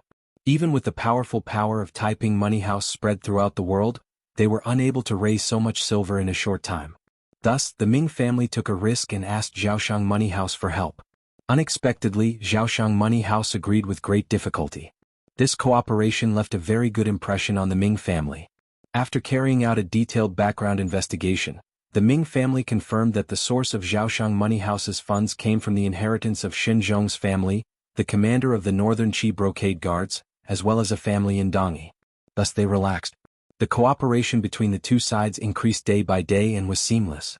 Zhaoshang Money House had already become the Ming family's largest partner other than Taiping Money House. In a year, the Ming family had already moved out more than 3 million liang of silver from this money house. Ming Lansher had come again to transfer silver. The two sides very familiarly signed the contract and notarial deed and completed each other's procedures. The head shopkeeper of Zhaoshang Money House suddenly revealed a difficult expression and said, "Young Master Ming, there is something I don't know if I should say." Ming Lansher furrowed his brows slightly, but his heart thumped. He wondered if Zhaoshang Money House had suddenly developed some kind of suspicion toward the Ming family. As expected, the plain-looking head shopkeeper probingly said, "These 2 months have been good, but I heard, the imperial envoy is about to return to Jiangnan." Ming Lansher huffed coldly. The entire world knew that his family was not on good terms with the imperial envoy, but Zhaoshang Money House had not been afraid before. "Why were you afraid now?" The head shopkeeper smiled warmly and said, "The Ming family has been dominant in the Jiangnan business world for 100 years. Naturally, our little money house would not suspect anything. However, let me remind you there are many money-making businesses in this world. Why must you fight against the court?" Ming Lansher's heart jumped. This perfectly matched his intention of moving the Ming family onto another path. However, he was, after all, not directly involved in the Ming family. He also had a glimmer of suspicion toward this head shopkeeper's sudden reminder. In front of this outsider he wouldn't say anything. He smiled slightly and said, "What business can make more money than the palace treasury?" The head shopkeeper chuckled and didn't say anything more. After the Ming family's carriage left the street made of stone, the head shopkeeper of Zhaoshang Money House bent his body slightly and returned to the heavily guarded inner storeroom at the back. The storeroom stored silver and bills from various places. It was clear that the head shopkeeper placed great importance on the Ming family's bill of exchange in his hand. He carefully placed it in a separate wooden box and glanced inside. The bills inside were already very thick. If Zhaoshang Money House forced the Ming family to pay back the money, the Ming family would not break their contract with the court and break away from the palace treasury sales. Then they could only sell off their rich family property to pay back the money. Of course, Zhaoshang Money House would not do such a thing. The head shopkeeper suddenly thought of something and smiled at the assistant beside him. "How much silver has the sixth master borrowed?" "It has already exceeded the limit," the assistant said respectfully. He greatly admired the head shopkeeper's methods because he knew that Zhaoshang Money House now actually owned nearly half of the Ming family. Although the value of the Ming family's property was definitely more than this, things like wealth, once reflected on bills, would always shrink a lot at a rather clever moment. That customer has a seal? Yes. The head shopkeeper nodded. He knew that his master was preparing to take action. However, hadn't he still not returned to Jiangnan? In the side room behind Zhaoshang Money House, the head shopkeeper saw the green banner at a glance and respectfully asked, "Sir, what should we do next?" 13th Wang had come to Zhaoshang Money House the moment he entered Suzhou. He knew of the cooperative relationship between this money house and the Ming family, but he had never thought, no one in the world would have thought, that this money house was Fan Xian's. His lips tasted bitter. He once again felt why his teacher valued Fan Xian so much and why he had him represent a portion of his attitude. He also knew that the words Fan Xian had said to him in that broken temple were not false. Zhaoshang Money House already had enough of the Ming family's promissory notes. In this matter he was only a hired thug to collect the debts. It was impossible for him to change all of this. Even if he notified Dong Yi and the Ming family right now, it was impossible to change what was already set in stone. The Ming family was finished. More accurately speaking, before Ming Qingda knelt in front of Fan Xian and secretly killed the old Ming matriarch, using a mournful attitude to ask for the sympathy of the world and delay Fan Xian's lightning strike, the Ming family was already finished. All of the Ming family's efforts were superfluous actions and a powerless struggle.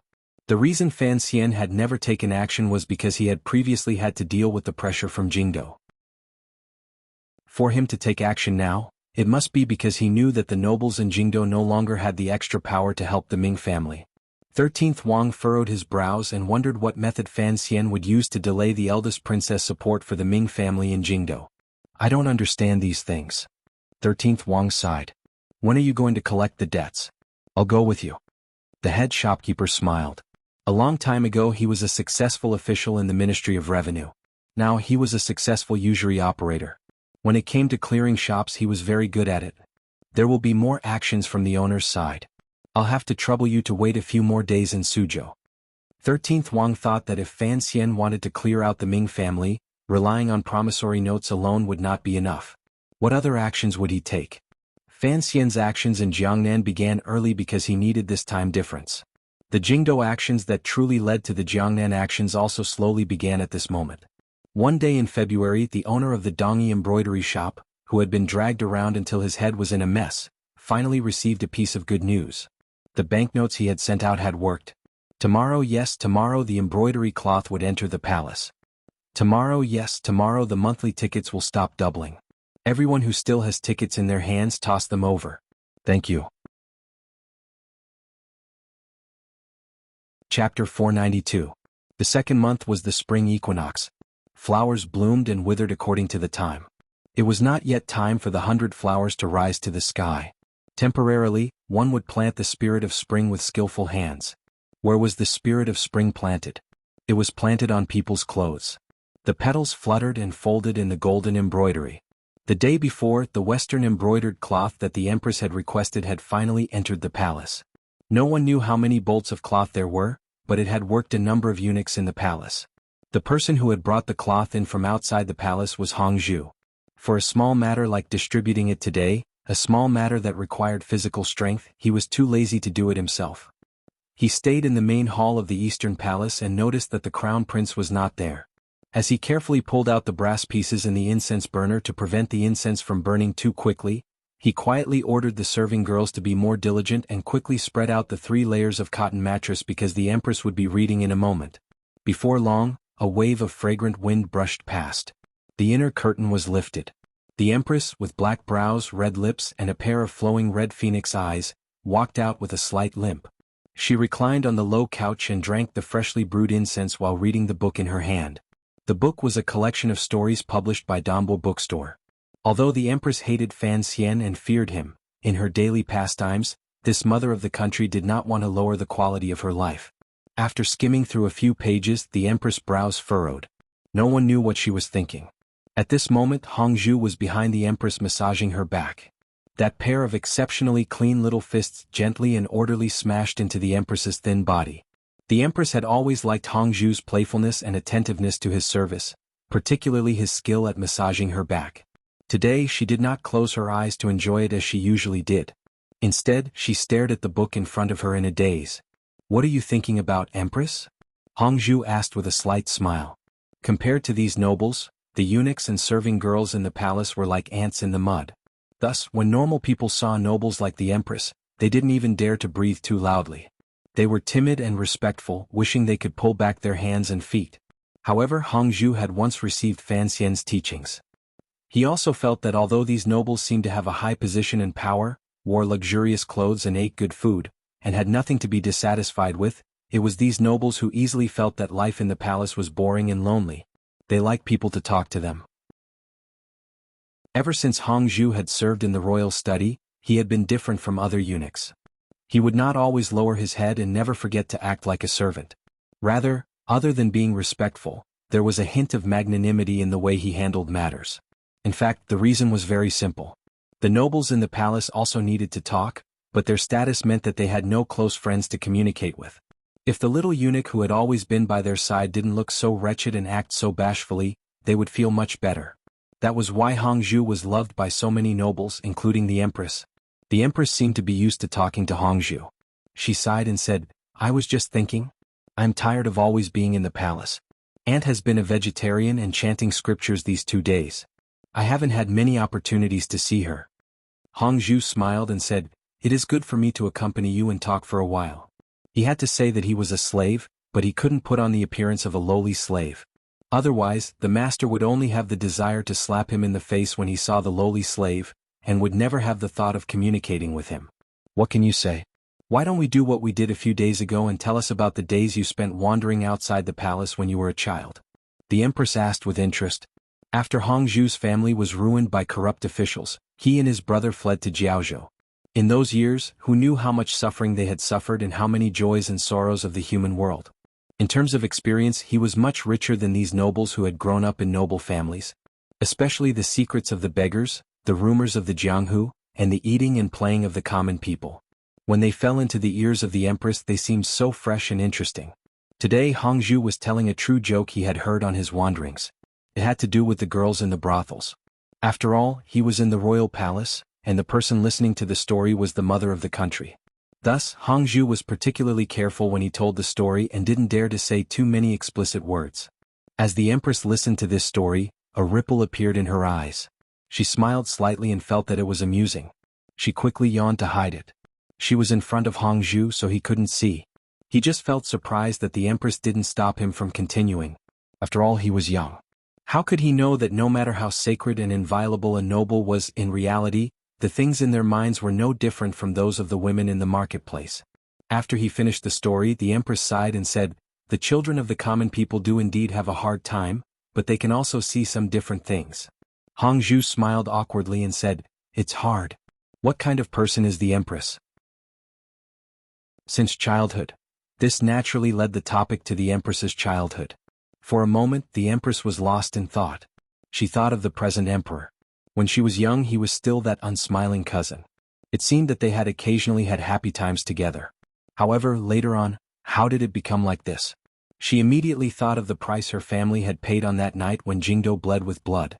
Her emotions began to become unstable and gradually gained a sense of sorrow. Hongzhu carefully controlled his words. He used his peripheral vision to watch the frequency of the Empress's eyelashes blinking. He then turned the content of the conversation to the little playthings of the Empress in her childhood. At this moment, the Empress was warning herself in her heart. Furthermore, she couldn't tell a servant too much about herself. Hearing him change the topic, her heart relaxed and she began to count like she was counting her family treasures. After countless twists and turns, Hongzhu finally succeeded in, without leaving a trace, making the Empress think of a piece of jade. A piece of jade that she had brought into the palace from her paternal family. The Empress gestured at the size of the jade and said with a smile, "The quality of that piece of jade is not bad. Of course, it can't compare to the tributes stored on Dong Mountain. However, it would still be a rare quality in a normal noble family. Oh right, that was given to my paternal family by the previous emperor. Thus, the engraving on it is the emperor's style. It is impossible to wear it outside." The Empress unintentionally pointed at her chest. Although she was wearing a thick winter coat, her fingers still sank into her ample bosom. Hongzhu gently swallowed and quietly said with a smile, I don't think I've seen the Empress wear it in the palace. Although that jade pendant is quite warm, the water is too shallow. I used to wear it when I was a girl, but it doesn't suit me now. Hongzhu fawningly said, Your Highness is a heavenly beauty, not less beautiful than before. What difference is there between you and a girl? No matter how shallow the water, it is still suitable. A stern look flashed in the Empress' eyes. She lowered her voice and shouted, Your words are getting more and more impudent. Hongzhu's expression was filled with shock. He quickly slapped himself heavily in the mouth, but he still did not notice the trace of a satisfied smile at the corners of the Empress' lips or the growing meaning in her eyes. Yesterday the Empress had learned of the news of the embroidered cloth entering the palace. Naturally, she did not worry about such a small matter. Naturally, there were rules in the palace to send it to the various palaces. The Empress Dowager's side was the first, as well as the famous ladies in the palace. In the end, it was the eldest Princess Guangxin Palace. Although the Empress had never liked this sister-in-law for the sake of her son, she had to be careful. At this time, the back room of the Eastern Palace was busy distributing the embroidered cloth. After Hongzhu served the Empress, he had nothing else to do. With nothing to do, he stood outside the door and stared at the slender serving girls busying about. His gaze swept across the serving girls' full and slightly perky buttocks. Suddenly he felt a pain in his waist. Turning his head to look, he saw a charming palace maid glaring at him hatefully. He couldn't help but scold in a low voice, Xiaoa, you're crazy. There are so many people and this is in the palace. This serving girl, who was brave enough to pinch the head eunuch in the Eastern Palace, was the Xiaoer that Fan Xian had once heard of. She was also the companion that Hongzhu had found in the loneliness of the palace. Xiaoer bit her lower lip and muttered, Where are your eyes looking? You also know this is in the palace? Hongzhu chuckled and said a few words of comfort. He thought to himself, as a eunuch, he could only use his eyes and fingers to satisfy his cravings. What was there to be jealous about? He didn't think much of it. However, he suddenly thought of something and asked curiously, What are you doing here? His heart suddenly jumped. Lowering his voice, he said, Don't tell me she wants you to go to the various palaces to deliver embroidered cloth? Xiaoer looked curiously at his nervous expression and said with slight surprise, No. I don't know what happened today, but the Empress suddenly remembered a small object that she hadn't used in a long time and wanted me to go into the side room to look for it. Hongzhu's mood relaxed slightly. He carefully asked, What object is it? A light green jade, Xiaoer pouted. I don't know who was the one who talked too much and made the Empress think of this thing. It's something that hasn't been used in many years. How could she find it in such a short time? If she can't find it, how will she explain it to the Empress? Hongzhu was overjoyed. He knew that what he said earlier had finally had an effect. The Empress had finally remembered to find that piece of jade. At this moment, a serving girl covered her mouth and laughed as she walked past the two of them. Xiaoer angrily said, What are you laughing at? The serving girl stuck out her tongue and said, Only you guys can laugh but I can't? The Qin Kingdom's kingdom was actually not as bright and grand as the common people imagined, but it was also not as dark and terrifying as the novels made it out to be. Particularly in the Eastern Palace, the Empress was well aware of her weakness and helplessness, so she purposefully put effort into these details. She was relatively gentle toward the serving girls and eunuchs and not very strict with the Emperor. She had the intention of building a good relationship. Hongzhu was also someone who was used to being careful. Even though he had become the head eunuch, he was not very bossy toward the people below him. That was why the serving girl dared to joke around with the two of them. Where are you going? Hongzhu smiled slightly as he looked at the serving girl, as well as the little eunuch holding 2 rolls of high-quality embroidered cloth behind her. The palace maid giggled and bowed, saying, This is for Guangxin Palace. Hongzhu smiled and nodded, allowing her to go.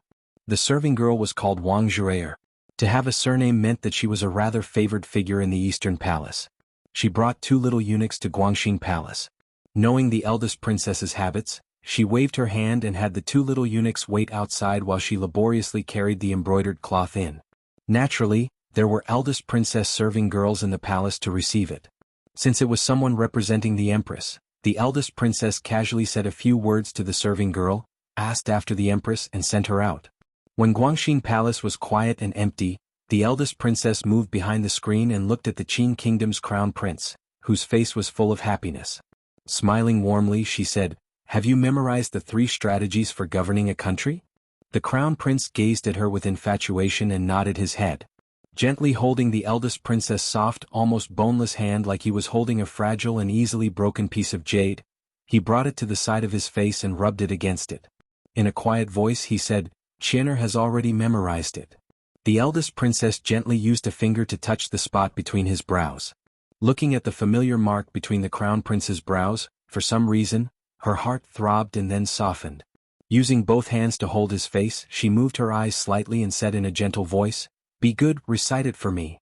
In the Eastern Palace, the Empress was throwing a temper tantrum because the serving girls had searched for a long time and still hadn't found Shui Qing'er's jade. This made the Empress in a bad mood. Xiu'er stood fearfully by the Empress's side. She thought to herself, why does this mistress have to work so hard on that piece of jade? She had no idea that the Empress had been moved by Hongzhu's words and wanted to find some of the tale of time from many years ago. Search carefully for me. The Empress was very angry. She had only occasionally wanted to find something, but in the end she couldn't find it. She was lenient, but these servants dared to overturn the heavens.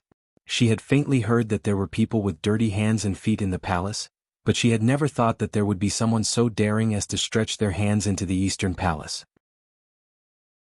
Thinking of how she was alone and without help in the royal palace and was now being bullied by these dog servants, the Empress was so angry that her lips trembled. She coldly said to the row of eunuchs kneeling in front of her, "If you can't find it in the storeroom, then search every room." The expressions of the row of people kneeling below were very ugly. They all thought to themselves, are they preparing to raid the palace? The three eunuchs on the lower right were so scared their faces were deathly white. Their hearts were filled with shock. All of the old and used items in the Eastern Palace had been stolen out of the palace by them to be sold. The piece of jade the Empress had mentioned earlier was among them. Fortunately, everyone had been frightened badly by the Empress's sharp and dark scolding. Their expressions were not very good, so the little drum in the hearts of the three eunuchs was not detected by others. The Empress slammed her right hand heavily onto the table. The emerald ring on her right middle finger shattered with a crack.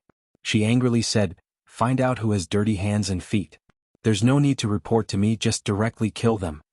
Hongzhu lowered his head and looked at the pieces of emerald on the table.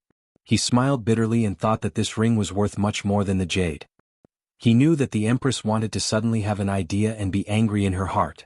She wanted to use this to establish her power in the palace, so he couldn't say much.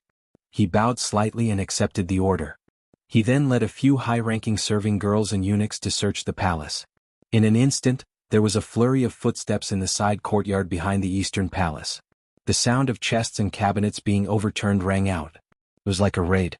It made one's heart tremble unspeakably. The serving girls and eunuchs who were obediently waiting outside the door for their fate's orders were not very worried. Even the three eunuchs who had handled it were not afraid. They had done this kind of thing many times. No one would be stupid enough to hide the taboo stolen goods in their own rooms. However, it seemed that some people were indeed that stupid. The three eunuchs were dumbstruck. The serving girl who had been looking at them with an arrogant expression suddenly paled. In a sharp voice she said, "This isn't mine. This isn't mine." In order to avoid arousing suspicion, Hongzhu did not personally go in to search. When he saw a eunuch find the jade from under the serving girl's bed, he couldn't resist sighing. Gazing at the serving girl, he shook his head. This serving girl was the one who had sent the cloth to Guangxin Palace earlier. Her face was deathly pale, and her eyes were filled with confusion. With a bang, she knelt in front of Hongzhu and said in a trembling voice, "Young eunuch Hong, it has nothing to do with me, nothing to do with me, nothing to do with me." The three eunuchs who had truly stolen the jade looked at each other. They thought, hadn't this jade already been sold out of the palace? How could it suddenly appear in the Eastern Palace and in the hands of that serving girl? The three eunuchs immediately broke out in a cold sweat because of the appearance of stolen goods. Who knew what problems would arise from the interrogation later? Hongzhu furrowed his brows and looked at the serving girl kneeling in front of him. He sighed and said, "Tie her up and wait for the lady's orders." A few of the sturdier eunuchs went forward and flipped the serving girl to the ground. They used hemp rope to tie her up securely. The serving girl was already unconscious from fear. She could only endlessly cry out that she had been wronged and say she had never seen this piece of jade. Hongzhu shook his head and went to the front of the palace to report. The three eunuchs looked at each other. One of the braver ones followed behind Hongzhu and said in a low voice, "Sir, earlier, the lady's intention was to find the thing and directly beat the lowly one to death. If we tell the lady now, I'm afraid she won't be happy. It wouldn't be good to implicate you." Hongzhu stopped his steps and thought for a bit. This matter is too big. It's best to wait for the masters to speak. As servants, we shouldn't meddle too much. A glimmer of disappointment flashed through the eunuch's eyes. He had originally wanted to borrow Hongzhu's hand to directly kill the serving girl. Then, no matter how the jade entered the palace again, as long as the person was already dead and the jade came back, it would not be traced back to him. He had not thought that Hongzhu would still go ask for the empress's orders. How could it be so simple? Hongzhu smiled coldly and glanced at him. How could she be so daring to steal something from the palace alone? There must be someone else helping her cover it up. Even if there wasn't a helper, where did this thing come from? In a bit, we will have the people of the internal court investigate it carefully. We will certainly be able to find the source. The eunuch's heart chilled. He thought to himself that the source, if the investigation continued, wouldn't the three of them be pulled out? No matter what, he did not dare to admit this matter to Hongzhu. He only asked probingly, I wonder how the empress will deal with this. If they truly find the scourge in the palace, beating her to death is good. I'm just afraid that she will be thrown into the celestial prison and tortured by the Overwatch Council. Hongzhu sighed. The eunuch's eyes turned and he swallowed fearfully. After all, this is a palace matter. If the people of the internal court and Overwatch Council investigate, I'm afraid the empress will lose face. How about we investigate it ourselves first? Hongzhu seemed to be moved by these words. Glancing out of the corner of his eye, he happened to see a glimmer of murderous intent in the eunuch's eyes. He smiled and nodded his head, ordering, investigate it carefully. When they arrived at the bedchamber in the front of the palace, Hongzhu's expression changed. He first told the empress the information he had already found. He then sincerely urged the empress to deal with the matter with leniency.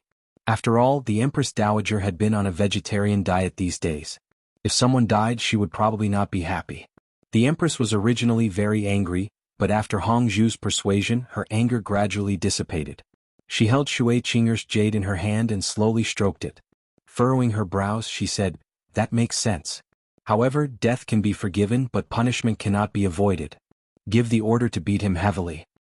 Hongzhu accepted the order and was preparing to go to the back when the empress called him back and said, What are you going to do? Just give the order, stay here with me. I've always heard you boast about your dexterity with your hands. Weave a golden thread to tie this piece of jade together. The empress's expression was calm. No emotion could be heard from her. Hongzhu was secretly happy. He thought to himself that if he was asked to lead the investigation, who knew if he would be dragged into it? After an indeterminable amount of time, a eunuch knelt outside the palace with an ugly expression. Hongzhu furrowed his brows and went over to listen to him say something. His expression also became ugly. He moved closer to the empress's ear and quietly said a few words. The empress's beautiful brows furrowed and she said with disgust, How inauspicious. It's fine if you can't take a beating, but at least you have some sense of shame and know to commit suicide to be clean. This mother of the nation casually said, Have Jingle Hall drag it away and burn it. Hongzhu's heart trembled slightly. He knew that in the eyes of these nobles, servants like him were only objects to be ordered around and toyed with. Human lives were not worth as much as ants. He silently bowed and then went to make arrangements for the serving girl's funeral. He knew that the serving girl's death was certainly not as simple as suicide. It had to have been secretly done by the eunuch he had arranged to interrogate her in order to silence her and protect his glory, wealth, life and wealth. However, this was something Hongzhu had arranged, so he was not very surprised. He only felt a glimmer of guilt toward the innocent serving girl.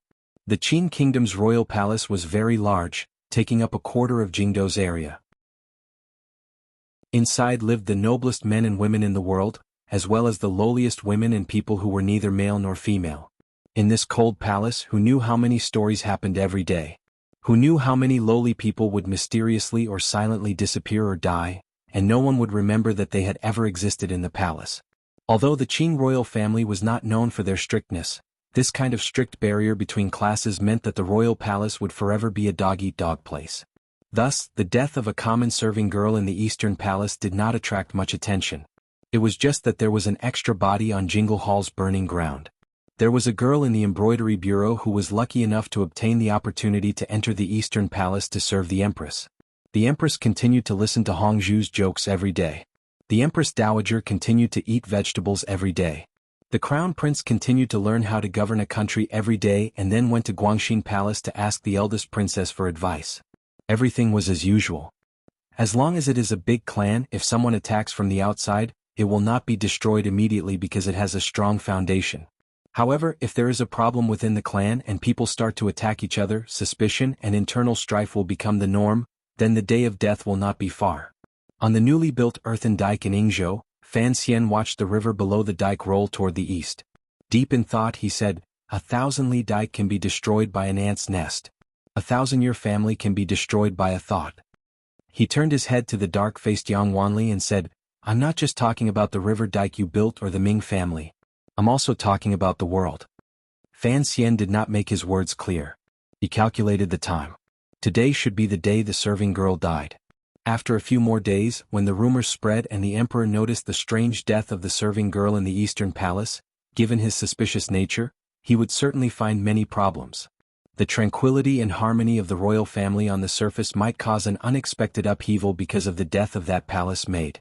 I'm seriously asking for your monthly votes here. In a few hours, the doubling of the monthly votes will end, and the friends behind me have narrowed the gap by 600 votes in one night. I'm feeling a little tight. I want to be in the top 3 this month, and these few hours will play a very important role. So, please throw the votes in your hands over to me and tamp down the soil and stones. Thank you, thank you. Chapter 493.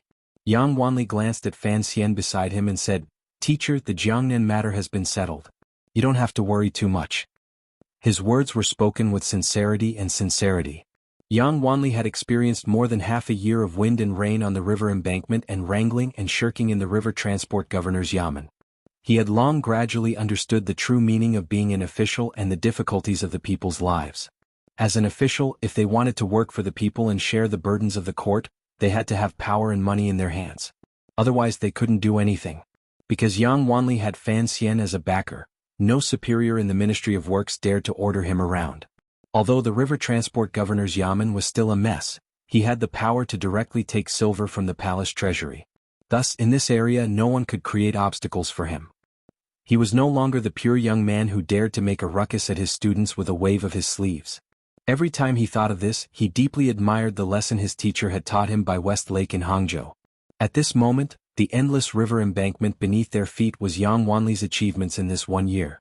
Every time he looked at the square stones and yellow earth and the tamed river water below the embankment, his heart was always filled with fulfillment and pride. The patched clothes on his body and his dark face all became a symbol of glory. Yang Wanli knew that the reason he was able to achieve his dreams in life was because of Minister Fan and Sir Fan Jr.'s meticulous care and guidance. Thus, he was both happy and worried about his teacher's arrival, which was why he said the words he had said earlier. Everyone under heaven knew that Fan Xian had been attacked on his way back to the capital. Yang Wanli was very worried about his teacher's health. Fan Xian shook his head and looked at the river water under his feet. It's fine. Don't think too highly of me. I am a lazy person. I won't be busy with government affairs and harm my health.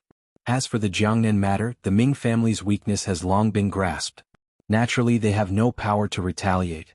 However, if they want to take them all in one bite, it will still be difficult.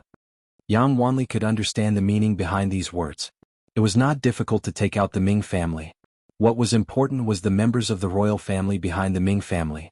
If he did not have to worry about the situation in the palace, the Ming family would have long been taken out by him. Fan Xian smiled and did not go into detail about the specific situation. He only comfortingly said, returning to the capital this time has been fruitful. Although the emperor has not made up his mind to clean up the bureaucracy, the change in the court has already begun. You should have seen Qing Jialin's name on the court bulletin. Yes, Brother Jialin is the first of the 4 of us to return to the imperial court. Yang Wanli said happily. The investigation into Fan Xian's assassination had ended without any results. The Qing emperor had used the opportunity to chase away some old people and install many new people into the court. The least famous of Fan Xian's 4 disciples, Qing Jialin, had met him respectfully and jumped ranks to be promoted. Presently, he was already the vice director of the Ministry of Rights and a target of the court's training. Fan Xian glanced at him and smiled. Of the 4 of you, Jialin is the most silent and moderate. It is because of this that his path has been smoother than Jichang's. Of course, Jichang's problem is also mine. If I had not called him to Jiaozhou, he would not have sunk into this kind of stalemate. I just hope he doesn't blame me. Yang Wanli shook his head and said, Teacher, what are you saying? Jichang has also written to me about the Jiaozhou matter. This is an important matter and only Jichang can handle it. Fan Xian nodded. Since the four of them knew of his painstaking efforts, then he didn't need to explain any more. The two of them walked downstream along the long river embankment. As they walked they chatted. Fan Xian reminded him, I know about your matters in the river works Yamen, and the court also knows. Now that the title of desperately working for Wanli has entered the palace, it will be of great benefit to you in the future. However, you still have to remember what I said back then. For things like river works, if you know how to do it, then work hard. Don't randomly give orders for things you don't understand. Yang Wanli smiled and replied, After spending a year on the river embankment, even if I don't understand something, I understand a little. Fan Xian glanced at him disapprovingly and said, The river works are a major matter, even more important than the battles on the western Hu and northern Qi borders. If you only understand a little, how can this little be enough to support you to say such confident words? Yang Wanli immediately understood and shamefully accepted the lesson. Of course, it is impossible to stop the river disaster in a mere year's time. Fan Xian suddenly furrowed his brows and said, This is a 10-year work or even a 100-year work. As long as people live on the two sides of the river, they will have to work for as many years. You have to stop being arrogant and impatient. You should be willing to be lonely. Yes, teacher. However, you also have to pay attention to raising a few capable subordinates and specialists, Fan Xian said sincerely. Fan Xian sincerely said, Although you have the desire to benefit tens of thousands of people, you've been exposed to wind and rain for a long time. I'm afraid your body won't be able to take it. You've raised capable people, so don't stay in the river works Yamen anymore. Go back to the capital and work seriously. Yang Wanli was startled and quickly explained, Teacher, I don't want to go back to the capital. The capital is much more troublesome than the embankment. Besides, I'm not afraid of hardship. I've long gotten used to it. Of course, the capital is troublesome, but if you want to work, you have to go back to the capital, Fan Xian said resolutely.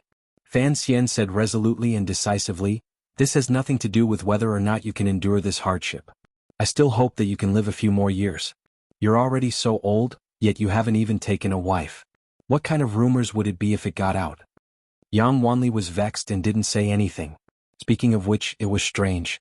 Fan Xian was younger than all four of his students, but during these 2 years, when they occasionally ran into each other and Fan Xian put on the airs of a teacher to lecture them, he had become more and more used to it. This was probably what was meant by changing places and nurturing one's temperament. In the next few days, Fan Xian continued to linger in Yingzhou. Most of the time he was on the river embankment pointing and discussing with Yang Wanli. However, he could not avoid being invited to a banquet by the river works governor's yamen. Fan Xian could refuse a normal local official, but this time the river works governor had personally come to invite him to a banquet. This kind of face was rare. The governor's reason for inviting Fan Xian was simple. What the river works governor's yamen lacked was silver. Fan Xian was in charge of the palace treasury and had plenty of silver. This year, the river works governor's yamen had smoothly repaired the river and received great rewards from the emperor. It was because Fan Xian, both openly and secretly, had invested great enthusiasm and countless silver into this yamen.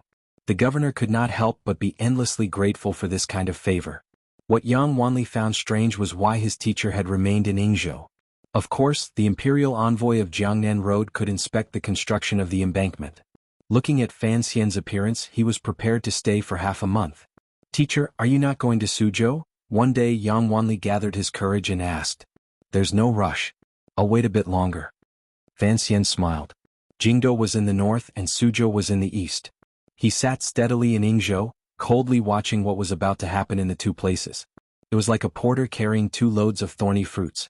He just happened to place the carrying pole on his shoulder to support the weight, but he was not worried about the thorny fruits piercing his thigh. He was waiting for the Suzhou matter to first enter the main topic and then for the Jingdou matter to explode. Yingzhou was the best place to watch the show. Although he was very repulsive in the eyes of the officials under heaven, at such a sensitive time, he still needed to avoid arousing suspicion. The Qinian unit of the Overwatch Council in Jiangnan had 2 leading figures. One was Su Wenmao, who managed the production of the palace treasury in the 3 workshops in North Min. The other was Hong Changqing, who kept an eye on the Ming family's movements in the Palace Treasury Transport Company in Suzhou. The movements against the Ming family had actually been laid out a year ago, and the true movements had begun half a year ago.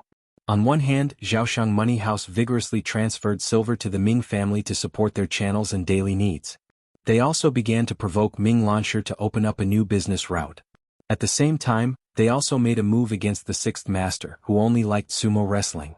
That muddle-headed Sixth Master only knew that Zhaoshang Money House had borrowed a lot of silver from him to spend, but he had never thought that his shares in the Ming family had long become a few pieces of paper in Zhaoshang Money House. All of this was carried out in the open. Even if Zhaoshang Money House were to press for a debt, given the Ming family's powerful strength, the goods in their hands as collateral, daily cash flow, and the support of Taiping Money House, they would still be able to deal with it. They would not be forced to liquidate and use their business shares and land to pay it off. Thus, the problem that had been placed in front of Fan Xian was how to quickly reduce the value of the Ming family's cash flow and cause serious problems for the Ming family's cash flow. Against such an enormous business of the Ming family, no matter how much money they had, it would still be difficult to achieve this goal. However, the problem was that Fan Xian had full control over the palace treasury. He had a death grip on the supply of goods. It was the same as having the Ming family by the throat. The first to act was Su Wenmao. With the full cooperation of the deputy of the Palace Treasury Transport Envoy, Ren Shaoan's cousin, and the skillful arrangements of a few old shopkeepers in Qingyu Hall, the production of the 3 large workshops in the Palace Treasury had gradually and steadily increased since the end of last summer. The quality had also increased greatly. With more goods sold, there would naturally be more to eat. The Ming family would not let go of this opportunity. Additionally, during this time, the Overwatch Council's harassment of the Ming family had been greatly relaxed. Thus, the entire Ming family business had come to life. In a moment, they had swallowed up countless goods and sent them in the direction of Dongyi and Quanzhou. Although such a large amount of goods had used up a great deal of the Ming family's money, Ming Qingda was not worried. Once they changed hands, there would be money coming in. This was also the reason why he felt so relaxed during that time. If it continued like this, what wonderful days it would be. However, the 3 large workshops of the Palace Treasury Transport Company had suddenly stopped for some reason.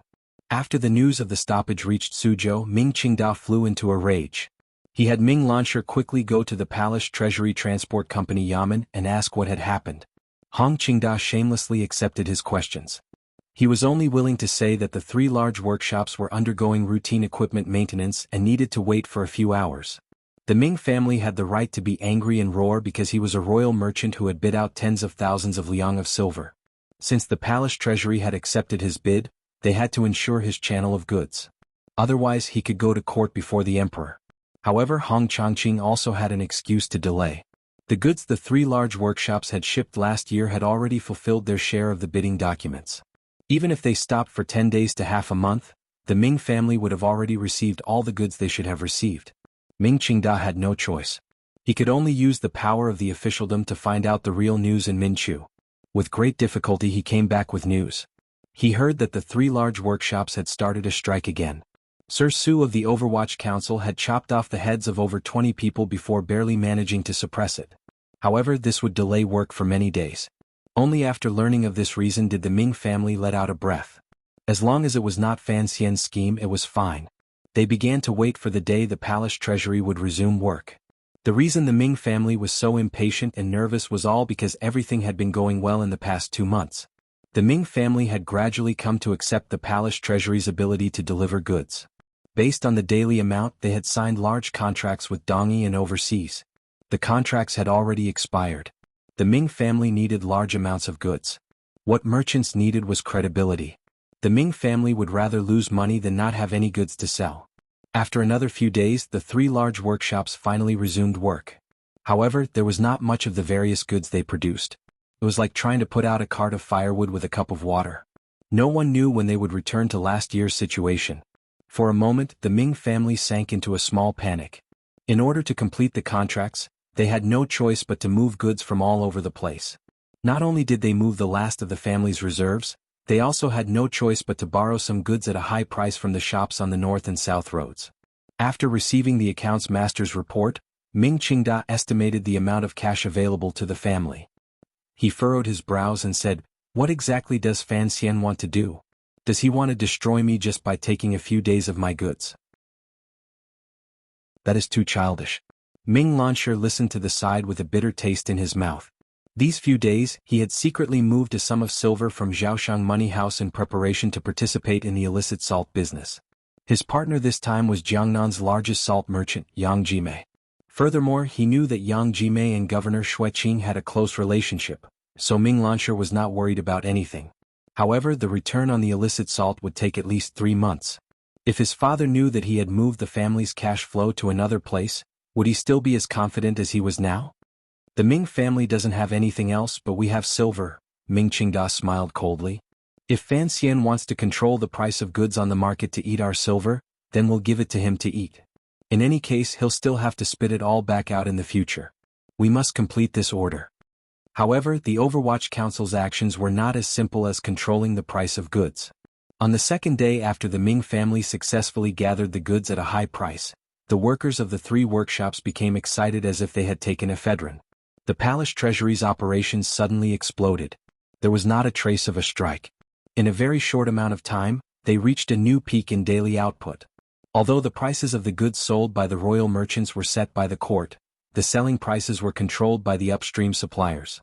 At this moment, the prices of the goods had dropped, but business was much better. The Lingnan Xiong family, Sun family, and even Xia Mingji had made a lot of money from this wave of market prices. Mainly, they had earned a lot of the difference in prices from the Ming family. The Ming family had worked hard to gather the high-priced goods and fulfilled most of the orders. However, they watched helplessly as the prices of the goods on the market dropped. They were unspeakably angry, particularly when a few foreigners who had sailed from Quanzhou shamelessly ran away and turned to Lingnan to pick up the cheaper goods. This caused the Ming family to throw away a large pile of high-priced porcelain and perfume in their hands. In just this one battle, the Ming family had lost 700,000 liang of cash flow. If this had been before, this 700,000 liang would not have been much for the Jiangnan Ming family. However, after being suppressed by the Overwatch Council with all their might for a year, the Ming family circulation channels had long run dry. They were completely relying on the support of the Taiping and Zhaoshang money houses. Now, another 700,000 liang of cash flow had melted like snowflakes and disappeared. The master of the Ming family, Ming Qingda, had no choice but to be cautious. This order must be delivered. Although Shi Pibao is a foreigner, he also has a large foreign trading company behind him. He will not be as shameless as those islanders. He is also trustworthy. Ming Qingda rubbed his tired eyes and said to his son below, Lansher, this time, you will personally deliver the goods. You must be careful. Ming Lansher made a sound of acknowledgement. He also knew that this batch of goods was very important. This batch of goods was something his father had thought of every method and used countless connections to snatch from the palace treasury. The so-called trial goods referred to the goods that the palace treasury had successfully developed for the first time. Just like the strong alcohol and perfume of the past, although the price was very high, everyone knew that it was something new. Once it was sold, it could be sold like gold. The trial goods this time were a batch of mirrors. Ming Lansher had personally inspected the goods. The main material of these mirrors was glass, but the back was made of some unknown material. It was actually plated with a layer of silver. When it shone on it, it was clear to the finest detail. It was truly a treasure. Logically speaking, given the relationship between Fan Xian and the Ming family, it would not be the Ming family's turn to make a fortune from such an important trial goods. However, the Ming family had been operating in Jiangnan for a long time. They had only bought this batch of goods through another royal merchant. However, Ming Lansher still had a bad feeling in his heart. If this batch of silver mirrors could be safely delivered to Shi Pibao's hands in Quanzhou, the Ming family's difficult cash flow situation could be greatly alleviated. But, would it go so smoothly? Don't worry about anything, Ming Qingda said with a dark expression. Ming Qingda said with a dark face, I have already communicated with the capital. You will personally escort this batch of goods. The Jiaozhou Navy has also given orders. This time we will not go out to sea ourselves. Although we will earn less, it should be safe to travel between the provinces. This master of the Ming family, who had already tolerated Fan Xian for an entire year, suddenly raised his head and said in a cold voice, If someone really dares to kill and steal the goods, we can't kill everyone. If someone escapes, we will go to the capital to fight in court. 3 days later, on a small mountain heading southeast from Suzhou, Hong Changqing looked at the long line of carriages at the foot of the mountain and smiled. There were not many carriages carrying the silver mirrors. There were only 2 carriages, but the Ming family had sent out 500 private soldiers to escort them. Indeed, they placed great importance on this export order. However, his smile immediately faded and turned into coldness. In this moment he thought of a year ago, the day the Jiaozhou Navy had massacred on the island. He thought of the corpse-eating seabirds and the pirate brothers on the island who had died with their eyes wide open. Although from the beginning he had been an Overwatch Council secret agent responsible for going to the island to investigate, after spending a long time on the island with those pirates, he would always have some feelings. Thus he stood on the mountain and looked down at the Ming family's carriages and private soldiers. A joyful and bloody smile appeared at the corner of his lips. He would not kill anyone today, but it would certainly hurt Ming Qingda more than killing these people. Just as he was thinking, a group of about 200 riders escorting a few carriages walked over from the official road directly opposite the Ming family. The two sides met and blocked the foot of the mountain.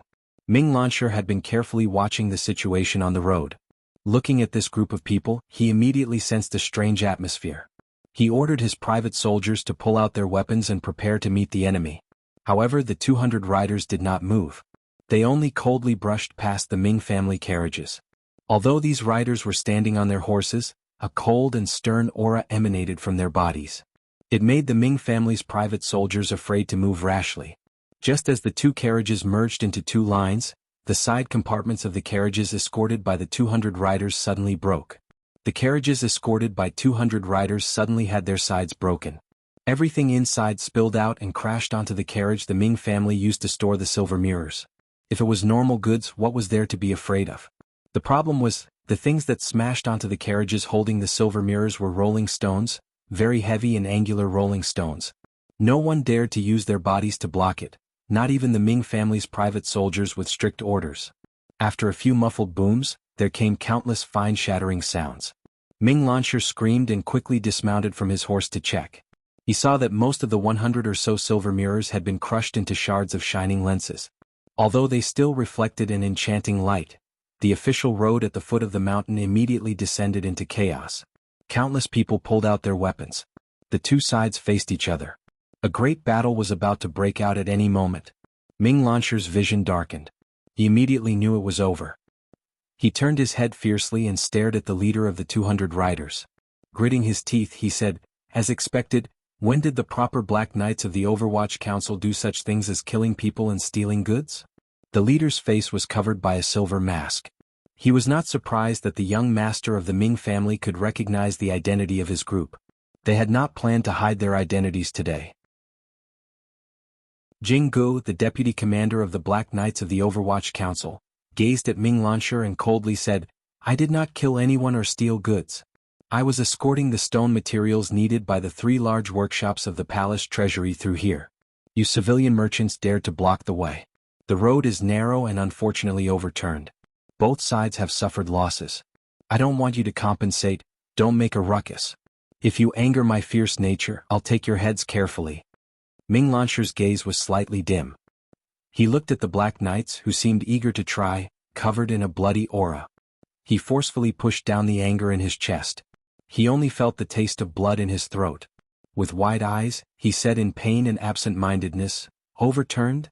How could a carriage overturn so accurately in this world? Both sides suffered losses?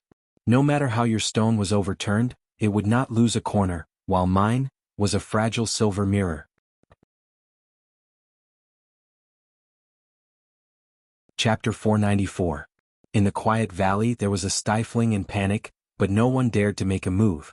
Of course, Ming Lansher knew that this was something Fan Xian had arranged. It had been so from the beginning, but he didn't understand. After all, the other party was an official of the court. How could he do such a shameless thing? Faced with such a terrifying cavalry, Ming Lansher didn't want to fight it out with the other party and throw away his life. However, the shattered pieces on the ground filled his mind with anger. "I'm going to Jingdo to fight a lawsuit." Ming Lansher cursed in a sharp voice.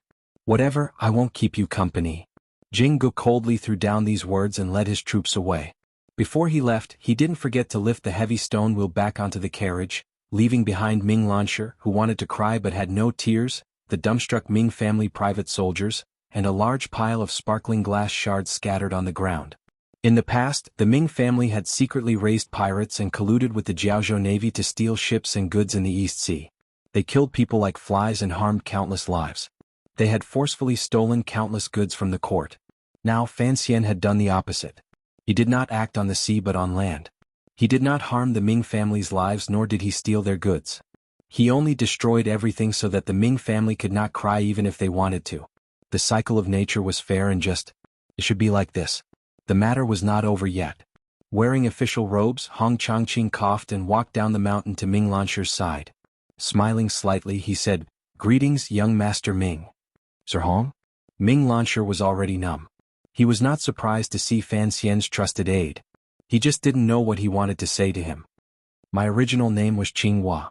So, I was also a brother on that island." Hong Changqing moved closer to Ming Lansher's ear and said coldly and ruthlessly through gritted teeth, "These worthless pieces of glass are my thanks to you on behalf of Brother Mingzi, Sister Lan Hua, and the hundreds of brothers who died on the island. Don't tell me you've forgotten Sister Lan Hua, right? She was your favorite concubine." After Hong Changqing said this, his chest was filled with the pleasure of revenge. In a loud voice he said, "Thank you." Laughing loudly, Hong Changqing left confidently, leaving behind Ming Lansher with an ashen face and a shocked expression. He looked at his hands in astonishment. It was as if he had just remembered that he had once used these hands to end the life of a woman who was infatuated with him. The news traveled back to Ming Garden outside Suzhou. Ming Qingda's right hand trembled. The fine porcelain bowl in his hand fell to the ground with a crash and shattered into countless pieces. However, he did not feel any pain, because the crisp sound of the silver mirrors shattering into pieces had already made his heart ache so much that he could not feel it anymore. This old man suddenly felt that his heart, like the porcelain bowl on the ground, had shattered into countless pieces. Lawsuit? I'm not afraid. He's even less afraid of a lawsuit before the emperor. Who will he find to fight for him? After enjoying himself in Yingzhou for half a month, Fan Xian waited for Wang Qinian. He finally got on the carriage and continued on toward Hangzhou. The news from the Overwatch Council had long arrived. Fan Xian raised his eyebrows. He found it funny and happy. Although he had also been able to summon wind and rain last year in Jiangnan, he had always been depressed and delayed by Ming Qingda, that old fox. Now that Jingdo was at peace, he could play with the other party in the palm of his hand. It was truly a very happy matter. He had only given a general plan, but the people carrying it out were the people below him. He had not thought that Hong Changqing would still remember the tragedy on that island and stubbornly refused to let the Ming family die quickly, insisting on cutting flesh with a slow knife. Cutting flesh with a slow knife, boiling a frog in warm water, Fan Xian said to Wang Qinian beside him. Fan Xian said to Wang Qinian beside him, "Even I feel heartache for the Ming family. Send down the order, the time has come. Tell the children to stop playing and quickly stop." Wang Qinian had stayed in the capital for almost a month just to watch the movements in the palace. He said, "In another 2 days the eldest princess and the crown prince will no longer care about the life and death of the Ming family. They will act before the Ming family can react. Now is the time." Fan Xian nodded and said, "What I want is for them to not expect me to be so ruthless. I'm afraid I will continue to slowly endure with the Ming family. I want to catch them off guard." He suddenly smiled and lifted the curtain in front of the carriage. Looking at the Jiangnan road that was slowly retreating, he couldn't resist the joy in his heart and began to hum a little tune. Wang Qinian listened to the strange tune and couldn't resist smiling. "Sir, is there a need to be so happy?" Fan Xian laughed loudly and said, "After holding it in for a year, I can finally let go and do things. It's hard not to be happy." When the imperial envoy's carriage and guard of honor headed toward Hangzhou at the slowest speed, the people in Suzhou all had their own thoughts. After Xue Qing, the powerful governor of Jiangnan, received Fan Xian's personally written letter, he sat in his study in a daze. His 2 advisors to his left and right also knew the contents of the letter and were in the same daze as him. They looked like 3 clay bodhisattvas. Xue Qing had left the capital early and traveled quickly.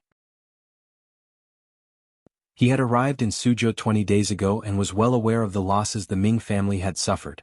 He had thought this was just the Overwatch Council weakening the Ming family once again. He had not thought that Fan Xian would be so confident in his letter. It was as if he was prepared to finish everything in one go. What right does Fan Xian have? It's not like this is a fight. It was clear that the Jiangnan governor, Xue Qing, did not know about the shady business of Zhaoshang Money House. He was thinking hard about where Fan Xian's confidence came from and why he would inform him in the letter to have him prepare. Since the imperial envoy has said so, then he must have a plan in mind. The left advisor furrowed his brows and suggested, "The question now is, what should we do?" Xue Qing sank into deep thought. If Fan Xian could truly take out the Ming family, as a trusted aide who knew the emperor's intentions, he would cooperate well. However, the problem was, he was also quite afraid of the royal power behind the Ming family. As long as there was no clear inclination in the capital, he would not make the first move. How about, we do what we did last year and keep watching? The right advisor thought for a long time and could only think of a way to smooth things over. Xue Qing suddenly opened his eyes and 2 beams of cold light shot out. Watch, of course we have to keep watching, but we can't just watch. Fan Xian is only the imperial envoy of Jiangnan Road. Even if he has a way to drive out Ming Qingda on the surface, it is not convenient for him to have the Overwatch Council act in secret. He has to take care of the hearts of the Jiangnan people. The Jiangnan governor finally said, "Move the provincial army to watch Ming Garden and the Ming family's 1,000 private soldiers. If Fan Xian has no way, we will continue to watch. If Fan Xian succeeds, we will have to help him take out these people." The right advisor said in a trembling voice, "Sir, moving troops to kill people. If the people in the palace find out, there will be big trouble." Xue Qing waved the secret letter Fan Xian had sent in his hand and calmly said, "Since he dares to do it, then he must have a grasp of the situation in the capital. This young imperial envoy is not an idiot. He wrote to tell me because he wants to share the credit with me, but this year the Jiangnan Road Yamen has not done anything. If he wants to share the credit, then he must put in effort." Suddenly, a hurried knock came from outside the study. Xue Qing furrowed his brows. The advisor went forward to open the door. A subordinate official of the Jiangnan Road Yamen hurriedly walked in. Without time to bow, he directly reported to Xue Qing, "Governor, something has happened to the Ming family." Something had happened to the Ming family? Xue Qing's heart jumped and he silently sighed at how fast Fan Xian acted. His expression remained calm and he asked, "Tell me the specifics." The official swallowed and said, "In the morning, the Palace Treasury Transport Company Yamen went to Ming Garden to collect a batch of accounts. The names seemed to be silver mirrors." Xue Qing knew the inside story of how Fan Xian had people smash that batch of silver mirrors. He furrowed his brows slightly and couldn't help feeling a bit of heartache. He asked, "So what?" "The Ming family signed the agreement, so naturally this silver had to be paid." These words were clearly on Fan Xian's side. When the court dealt with merchants, they were always this shameless. What's important is not this amount of silver. The official glanced at the governor and carefully said, "I heard, the Ming family has a cash flow problem. A few of the money houses connected to the family have all gone to Ming Garden to press for a debt." "Press for a debt?" Xue Qing abruptly stood up. The Ming family had been in Jiangnan for 100 years. There were not many who dared to go to Ming Garden to press for a debt. For one, the Ming family had a lot of silver.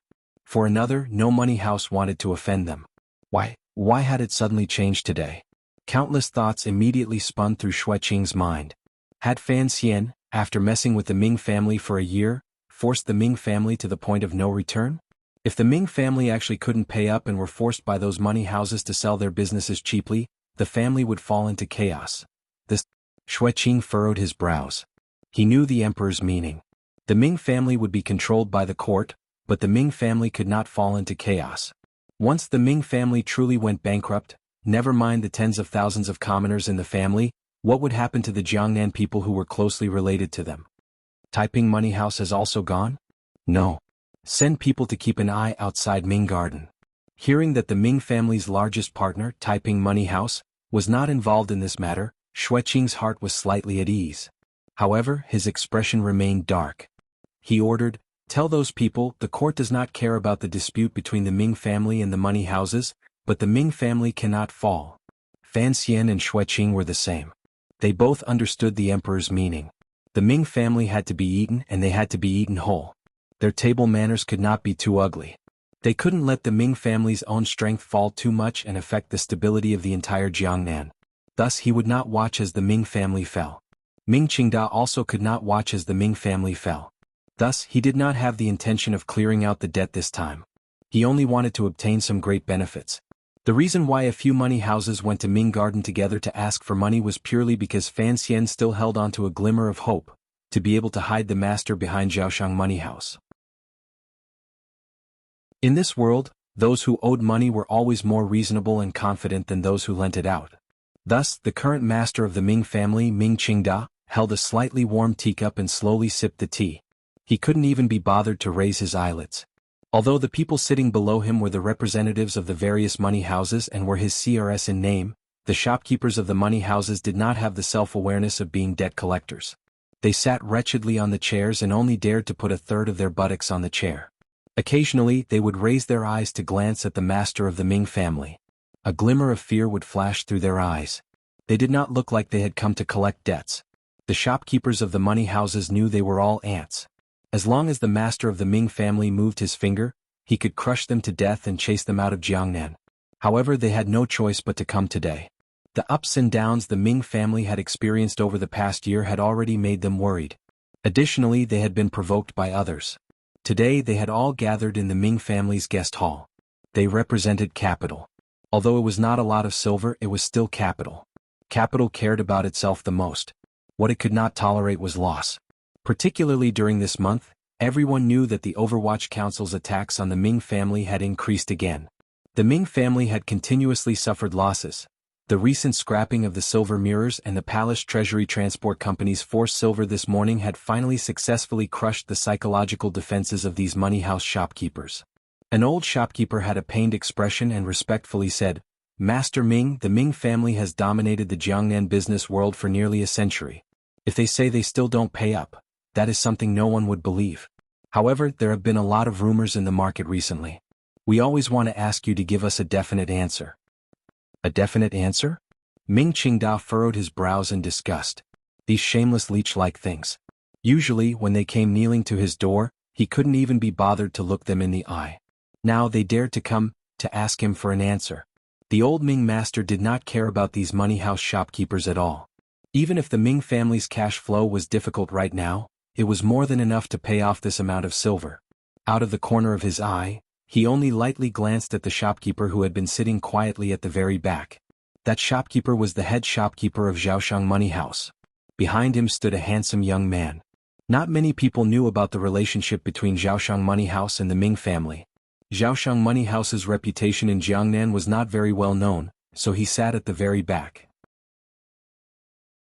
Ming Qingda had a bad premonition in his heart. What was Zhaoshang Money House doing here today? He had no interest in saying anything more to these shopkeepers. He picked up his teacup to send off the guests. At the same time, he coldly had these people go to the accounts room to clear off all the debts.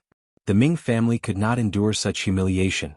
After the great joy in the hearts of the money house shopkeepers, they were shocked. First of all, they had finally gotten their money. Although they had lost some interest, they were shocked to see the Ming family's generosity. Was there a problem with the rumors they had received? All of the shopkeepers retreated. Ming Qingda tilted his head and looked with interest at the shopkeeper who had not moved all this time. In a quiet voice he said, "I know they were all persuaded by you to come." The head shopkeeper of Zhaoshang Money House smiled warmly and did not refute these words. Ming Qingda furrowed his brows slightly and said, "Speak, what do you want?" They were both old foxes who had floated in the business world for countless years. From their cooperation this year with Zhaoshang Money House, Ming Qingda knew that this unknown head shopkeeper of the money house must have been a ruthless character in the past. At this moment, all of the miscellaneous small fries had left, so the two of them spoke much more directly. Ming Qingda knew how much silver the Ming family had transferred to Zhaoshang Money House. If Zhaoshang Money House had also joined the ranks of the debt collectors earlier, the Ming family could only sell their land and houses. Even if they managed to survive this time, the family's strength would be greatly damaged. Since the other party had been silent until now, it was certainly not to laugh at the Ming family. They must have other requests. Given the promissory notes in Zhaoshang Money House's hands, they indeed had the right to ask for something from the Ming family's hands. The head shopkeeper smiled slightly and said, "Master Ming, my master wants to cooperate with you." Cooperate? Ming Qingda's eyes narrowed. A cold light flashed and was immediately restrained. What kind of cooperation would it be for a money house to cooperate with a merchant? He closed his eyes and thought deeply for a moment. In a quiet voice he said, "No." Although the word "no" was light, it was powerful and resonated, leaving no room for doubt. The head shopkeeper seemed to have not expected the Ming family to refuse so directly. After a slight pause, he still smiled and said, "No, it has to be possible." Ming Qingda opened his eyes abruptly and stared at the shopkeeper with a gaze of pity and disdain. His cold voice seeped out from between his teeth. "You are threatening me?" "I wouldn't dare," the head shopkeeper of the money house said warmly. "It is only a request. Ming Qingda once again sank into deep thought. He didn't ask what the other party was relying on to threaten him. He had borrowed a lot of money from Zhaoshang Money House this year. This was enough to give the other party a bit more confidence in his words. The head shopkeeper said slowly, "Business is business. Master Ming, you also know the present situation. If the money house uses the notes to demand silver, the Ming family's cash flow will immediately be cut off. What will you use to provide for the palace treasury's subsequent silver? Sir Fan Jr. is waiting for you to be unable to produce the silver. Then he can cut off your right to travel east. Although the Ming family is rich and powerful, you can't lose your identity as a royal merchant, and you can't lose the silver flowing out of the palace treasury." Ming Qingda fell silent. He knew the other party had hit the nail on the head. The Ming family's biggest problem was that their cash flow was gradually showing signs of drying up. It is written clearly on the transfer of silver. Before the time is up, don't even think about taking back a single tael of silver. Up until now, Ming Qingda still did not panic at all because he had enough confidence. Unexpectedly, the head shopkeeper of Zhaoshang Money House smiled slightly and said, "Who says I can't take it back? It is written on the contract that if the money house is willing to pay a shallow price, you must return the silver within 5 days. This lawsuit, even if it goes all the way to Jingdo, I will still win. You must still return the silver." Shallow price. Ming Qingda abruptly stood up. An expression of disbelief appeared on his tired face. Lowering his voice, he scolded darkly, "You're crazy. You're going to lose 30%. The head shopkeeper's expression did not change. "If we really can't work together, even if we lose 30% of the silver, our money house will still ask you to return the silver ahead of time." Ming Qingda stared at him coldly as if trying to determine whether or not the other party was a madman. He slightly relaxed his tone and said, "If we really do this, the Ming family can at most sell our land. It's not like we can't pay you back, but your money house's losses will be great. This proves our determination and sincerity." The head shopkeeper smiled warmly. The shopkeeper smiled warmly and said, "My master has always been in the money house business, but he is very interested in your country's business. He is an ambitious person and is willing to cooperate with a hero like you, so please do me the honor." Ming Qingda slowly sat down. He finally understood. It turned out that the master of Zhaoshang Money House had wanted to borrow money to join the Ming family's business a year ago. This scheme had been set up for too long. "Who is your master? On the day the agreement is reached, the master will certainly come personally to thank you, Master Ming." "What if I really don't want to?" Ming Qingda had already recovered his calm. He lightly said, "A lawsuit is fine. The Ming family will accompany you all the way. As for this silver, we can at least drag it out for a year or so." "Can it really drag it out?" The head shopkeeper smiled warmly. "A lawsuit before the emperor is just a joke. According to the first 3 rules of Qing law, you should understand that a lawsuit for a private loan can at most reach the Jiangnan Road Yamen, until it reaches Sir Shuiqing. Are you sure you want to do this?" Of course, Ming Qingda did not want to do this. The court had been watching his family like a tiger for an entire year. If they ran into this kind of lawsuit, they would certainly think of a way to kill him. He had not thought that Zhaoshang Money House had already calculated all the escape routes and understood the conflict between the Qing court and the merchants so clearly. Ming Qingda's finger trembled slightly. He stared at the head shopkeeper and roared in his tired old heart, "This is a conspiracy." After a long silence, Ming Qingda said tiredly, "How does your master want to work with me?" "Debt to silver and shares," the head shopkeeper said cleanly.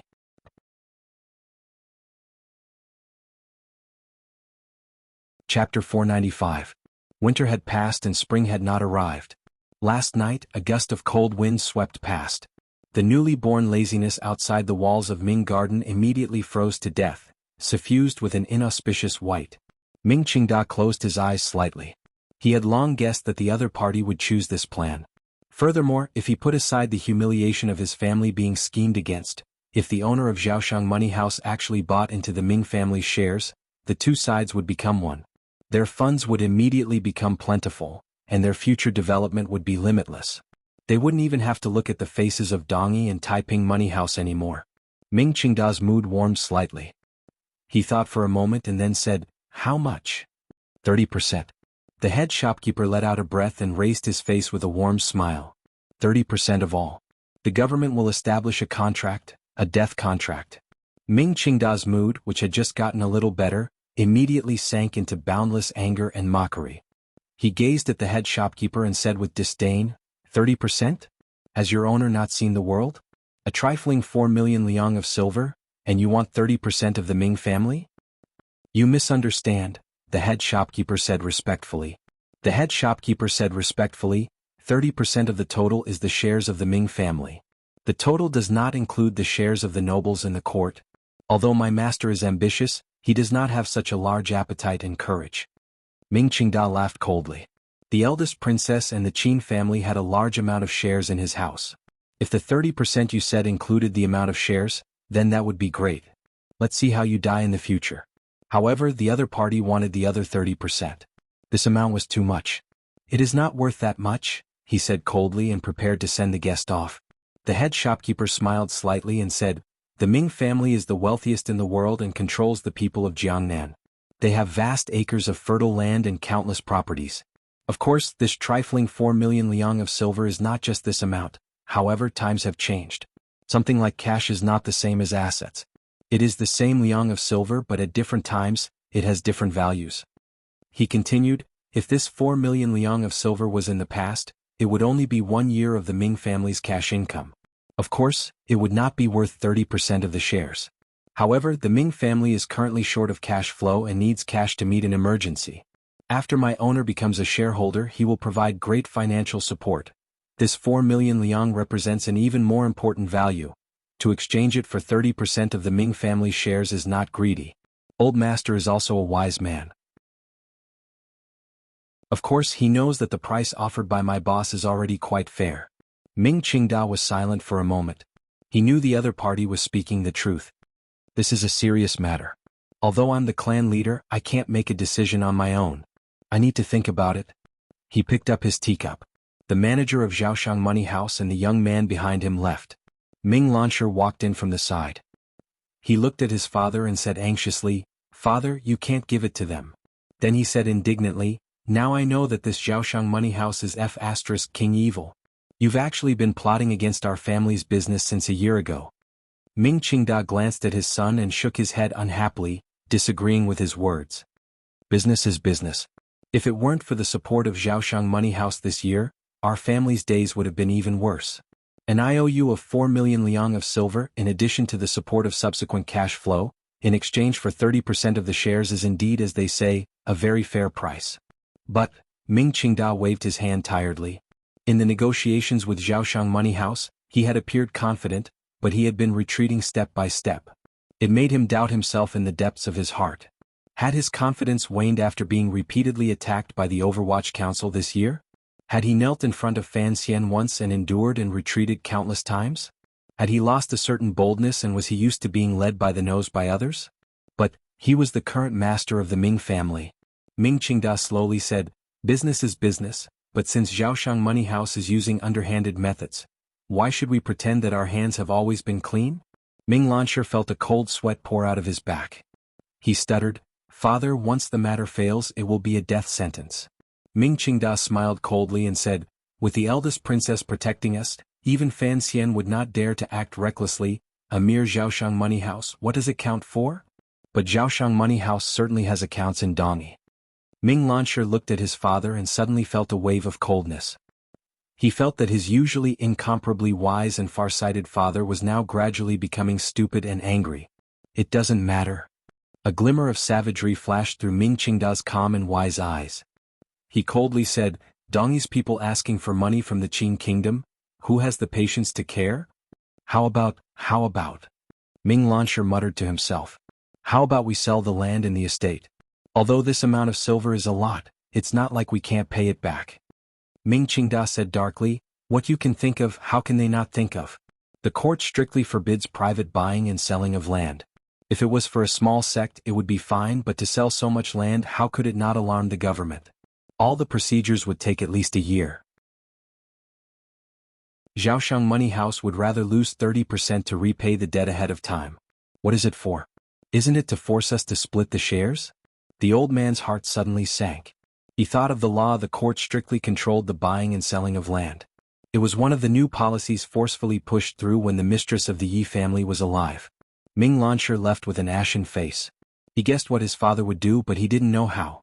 He only knew that his father had finally lost his reason under the pressure of the Ming family facing a storm this year. Although he still maintained a thread of clarity with great difficulty and thought it was better to work with Zhaoshang Money House, he did not dare open his mouth to persuade him to do anything because of the matter he had kept hidden. That night, on the bluestone street of Suzhou City, there were suddenly some rustling sounds. It was as if rats that had been trapped in their holes for a long time in winter had suddenly smelled the fragrance of delicious pastries, borrowing the cover of the night to come out of their nests. However, there were only 3 rats. 3 aces wearing black night walking clothes easily broke through the defenses of Zhaoshang Money House and killed their way into the back hall. The security of the money house had always been tight. Additionally, with Zhaoshang Money House's identity behind the scenes, they had secretly invited a number of Jianghu aces. However, this kind of defensive power could not stop the thunderous attack of the 3 night walkers. From this, it could be seen just how powerful these 3 night walkers were. The most terrifying thing was the long sword in the attacker's hands. The sword seemed to be imprinted with some kind of magic. It broke through the air without a sound, and the sword did not return. It pierced forward like the anger of the 9 heavens had descended. Its momentum was indomitable and never looked back. In a moment, it left behind a dozen bodies in the back of the money house and a pool of blood on the ground. No one had the time to scream or cry for help. However, these 3 brilliant swordsmen encountered a great obstacle in the back garden of the money house. They clearly saw the box of loan receipts the head shopkeeper of Zhaoshang Money House held tightly in his arms, but they were unable to stab the tip of their swords into the other person's throat. Even the leading ace among the 3 could not do it. This was because the peerless green sword in his hand that could split mountains and rivers was currently surrounded by a green cloth that seemed weak but actually contained boundless power. With 3 rips, the swordsman pulled back his sword. Clasping his hands together, he bowed to the young man holding the green banner. There was dignity in martial arts. Having reached such a stage in assassination, it had become a contest of martial arts. The green banner had already been twisted into countless pieces by the brilliant and steady sword intent. The words Tai Xiang, written on it, had also become a small black dot on the shredded cloth. The young man who had once gone by the name of Tai Xiang and now went by the name of 13th Wang held the bare banner staff in his hand and looked at the black-clothed man holding the green sword with the air of a master. He slowly lowered his head and bowed in return. "Please." The black-clothed man took off the cloth covering his face.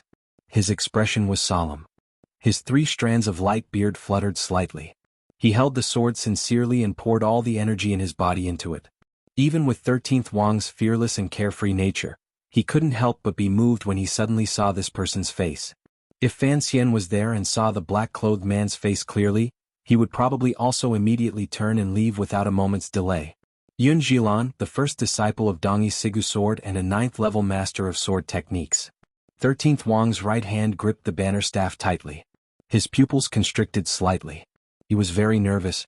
The 2 night travelers who had followed Yun Jilan into the back garden of Zhaoshang Money House were aces from Dongyi.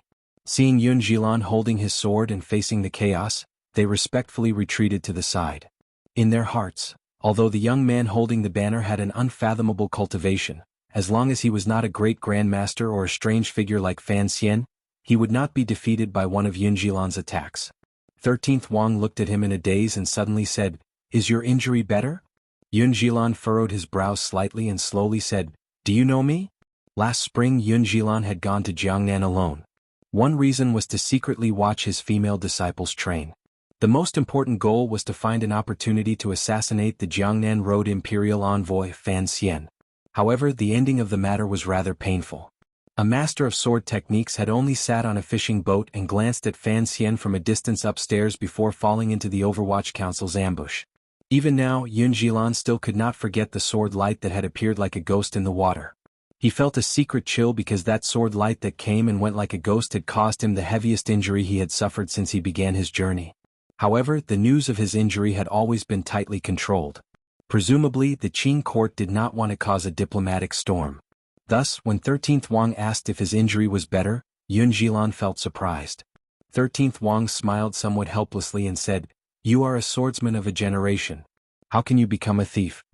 Yun Jilan smiled and said, "Are you any different? Even if you killed everyone in Zhaoshang Money House and burned these deeds, you still wouldn't be able to help the Ming family."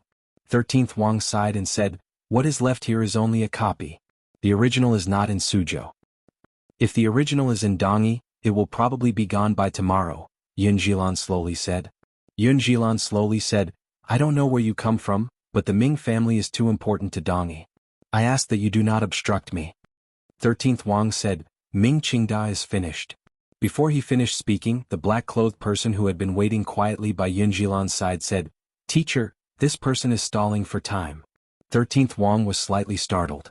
He realized that this black-clothed person was a woman. Her voice was very clear. Involuntarily he tilted his head and smiled. Cici is also here? The black-clothed person's body shook. Yun Jilan also looked curiously at 13th Wang. He sighed and said, I didn't expect you to know so much about my school. I'm truly curious. Unfortunately, there isn't much time. Someone from the Suzhou government is about to arrive. He slowly raised the sword in his hand. The tip of the sword trembled slightly as he pointed it at 13th Wang's throat. You won't kill me, 13th Wang said. Why? Because, 13th Wang's expression suddenly became solemn. His left leg took half a step back. The green banner and lone staff suddenly came crashing down. His left hand gripped the end of the staff from behind his back. His right hand pressed down. The tip of the staff pressed down with a force. The sound of breaking wind suddenly rose and then stopped. It only cut out a line in the air. What a powerful sword intent. Yun Jilan's pupils constricted slightly. Slowly he asked, Who exactly is the owner of Zhaoshang Money House? 13th Wang hesitated for a moment and then slowly pulled back the green banner. He opened his mouth and silently mouthed. The shock on Yun Jilan's face disappeared in an instant. He smiled helplessly and didn't say anything more. Turning around, he left the rear courtyard with his two female disciples. Just as he was about to leave the rear courtyard, he suddenly turned around and said, Brother disciple, take care. Fan Xian is more sinister than you think. 13th Wang smiled bitterly and said, Brother disciple, if you tell Ming Qingda, trust that I will certainly have the opportunity to see how Fan Xian slowly kills me. Yun Jilan did not turn his head. His shoulders were as steady as cast iron. After a moment of silence he said, He used such a large benefit as a gambling stake to test how loyal you are to him. I don't understand. I also don't understand, 13th Wang slowly said. Perhaps he is very confident that even if I betray him, he will still have a way to destroy the Ming family. He is only letting me take charge of this matter and conveniently see my attitude. Yun Jilan said, What exactly does teacher mean? Is the Ming family more important, or is Fan Xian's trust in you more important? Only then can I decide what to do. Sir Fan Jr.'s trust is the most important, 13th Wang said sincerely. Even if I join hands with you and tell Ming Qingda the truth of the matter and help the Ming family survive this disaster, what about next time? In the end, the palace treasury is Sir Fan Jr.'s.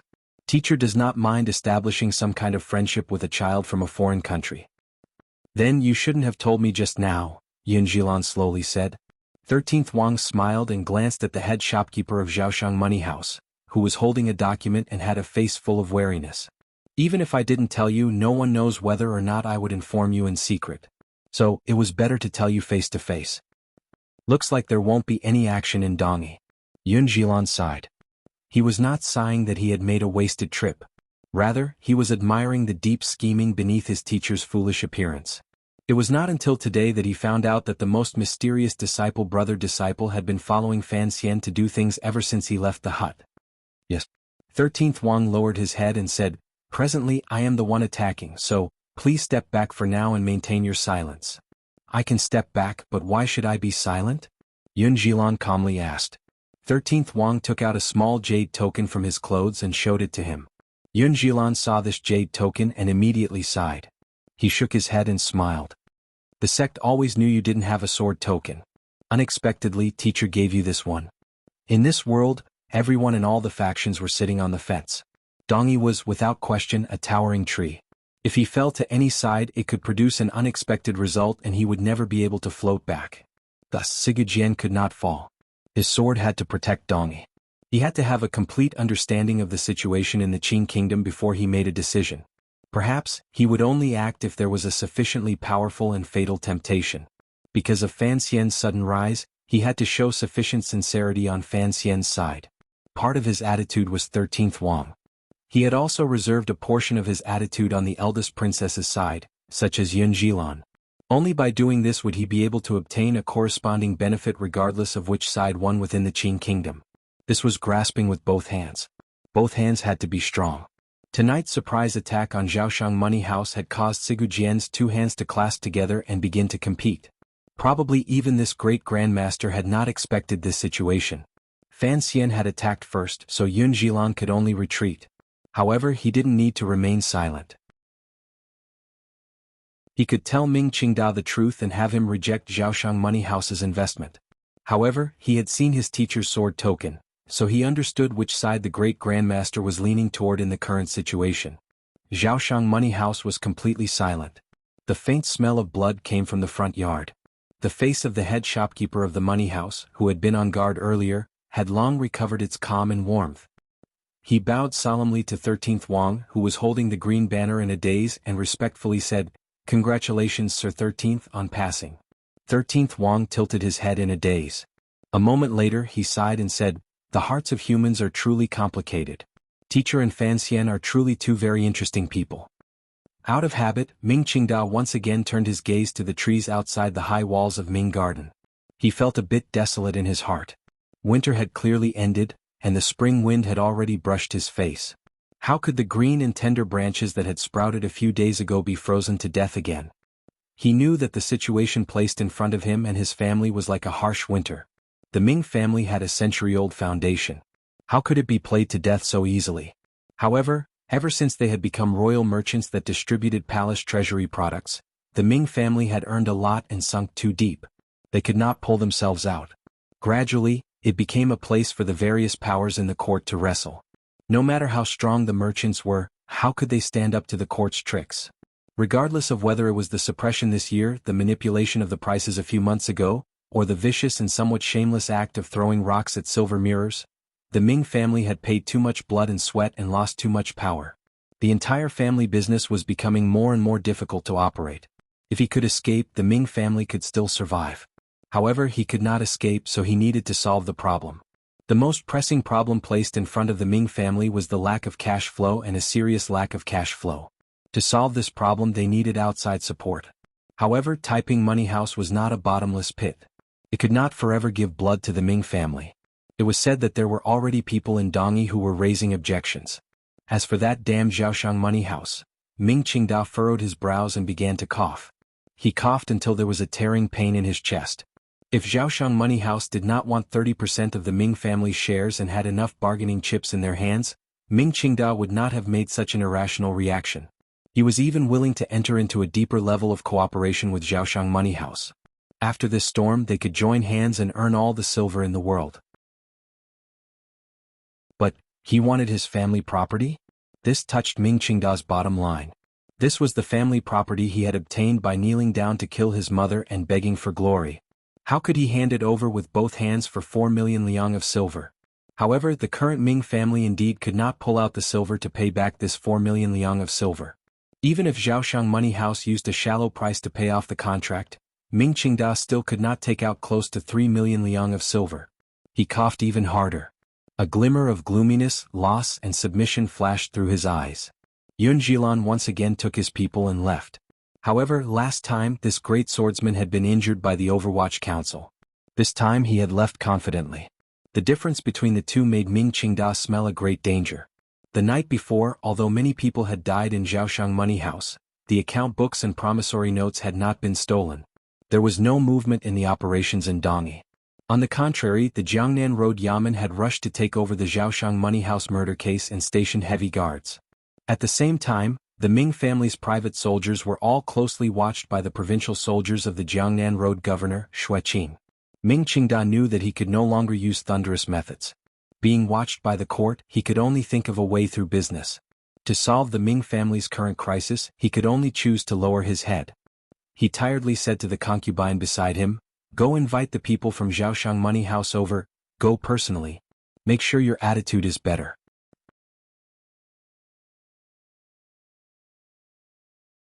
Chapter 496. The Cece I wrote about yesterday was Yun Zhilan's disciple, the female swordsman Lu Cece of Dongyi. She had once appeared in Hangzhou in the first volume, but she was just a minor character. She was not the same person as the one in Fan Xian's family. That Cece is pregnant, how could she kill people? Ming Qingda glanced at her coldly and said, Mother doesn't know you were once the eldest princess serving girl, but you know I know this very well, so there is no need to purposely remind me of anything. Her Highness and I have always been on the same boat, so I am not planning to leave.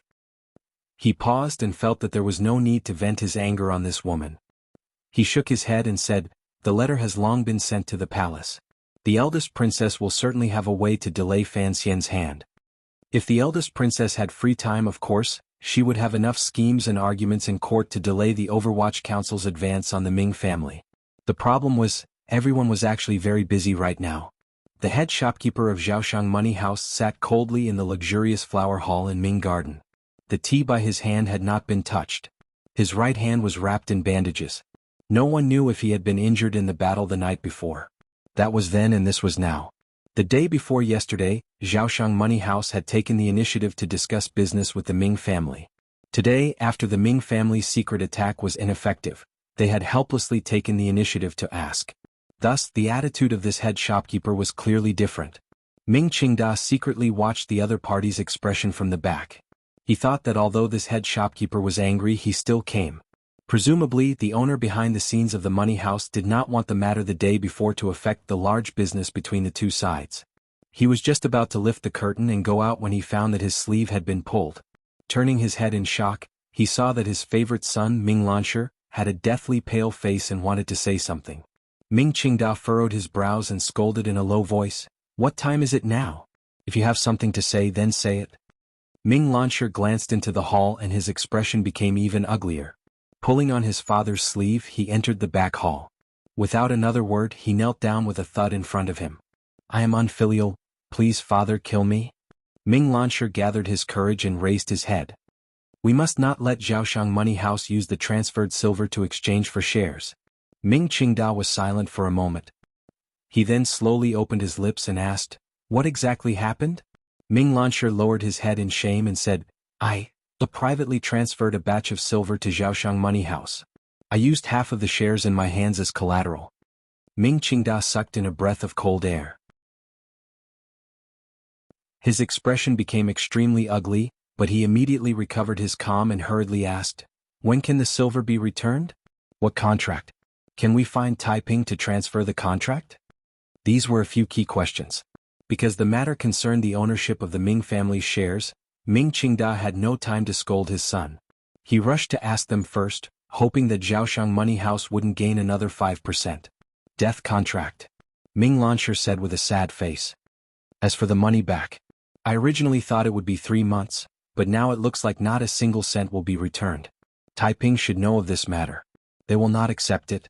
The Ming family had been in the wind and rain for a year. Fan Xian had relied on the production of the palace treasury to choke them until they could barely breathe.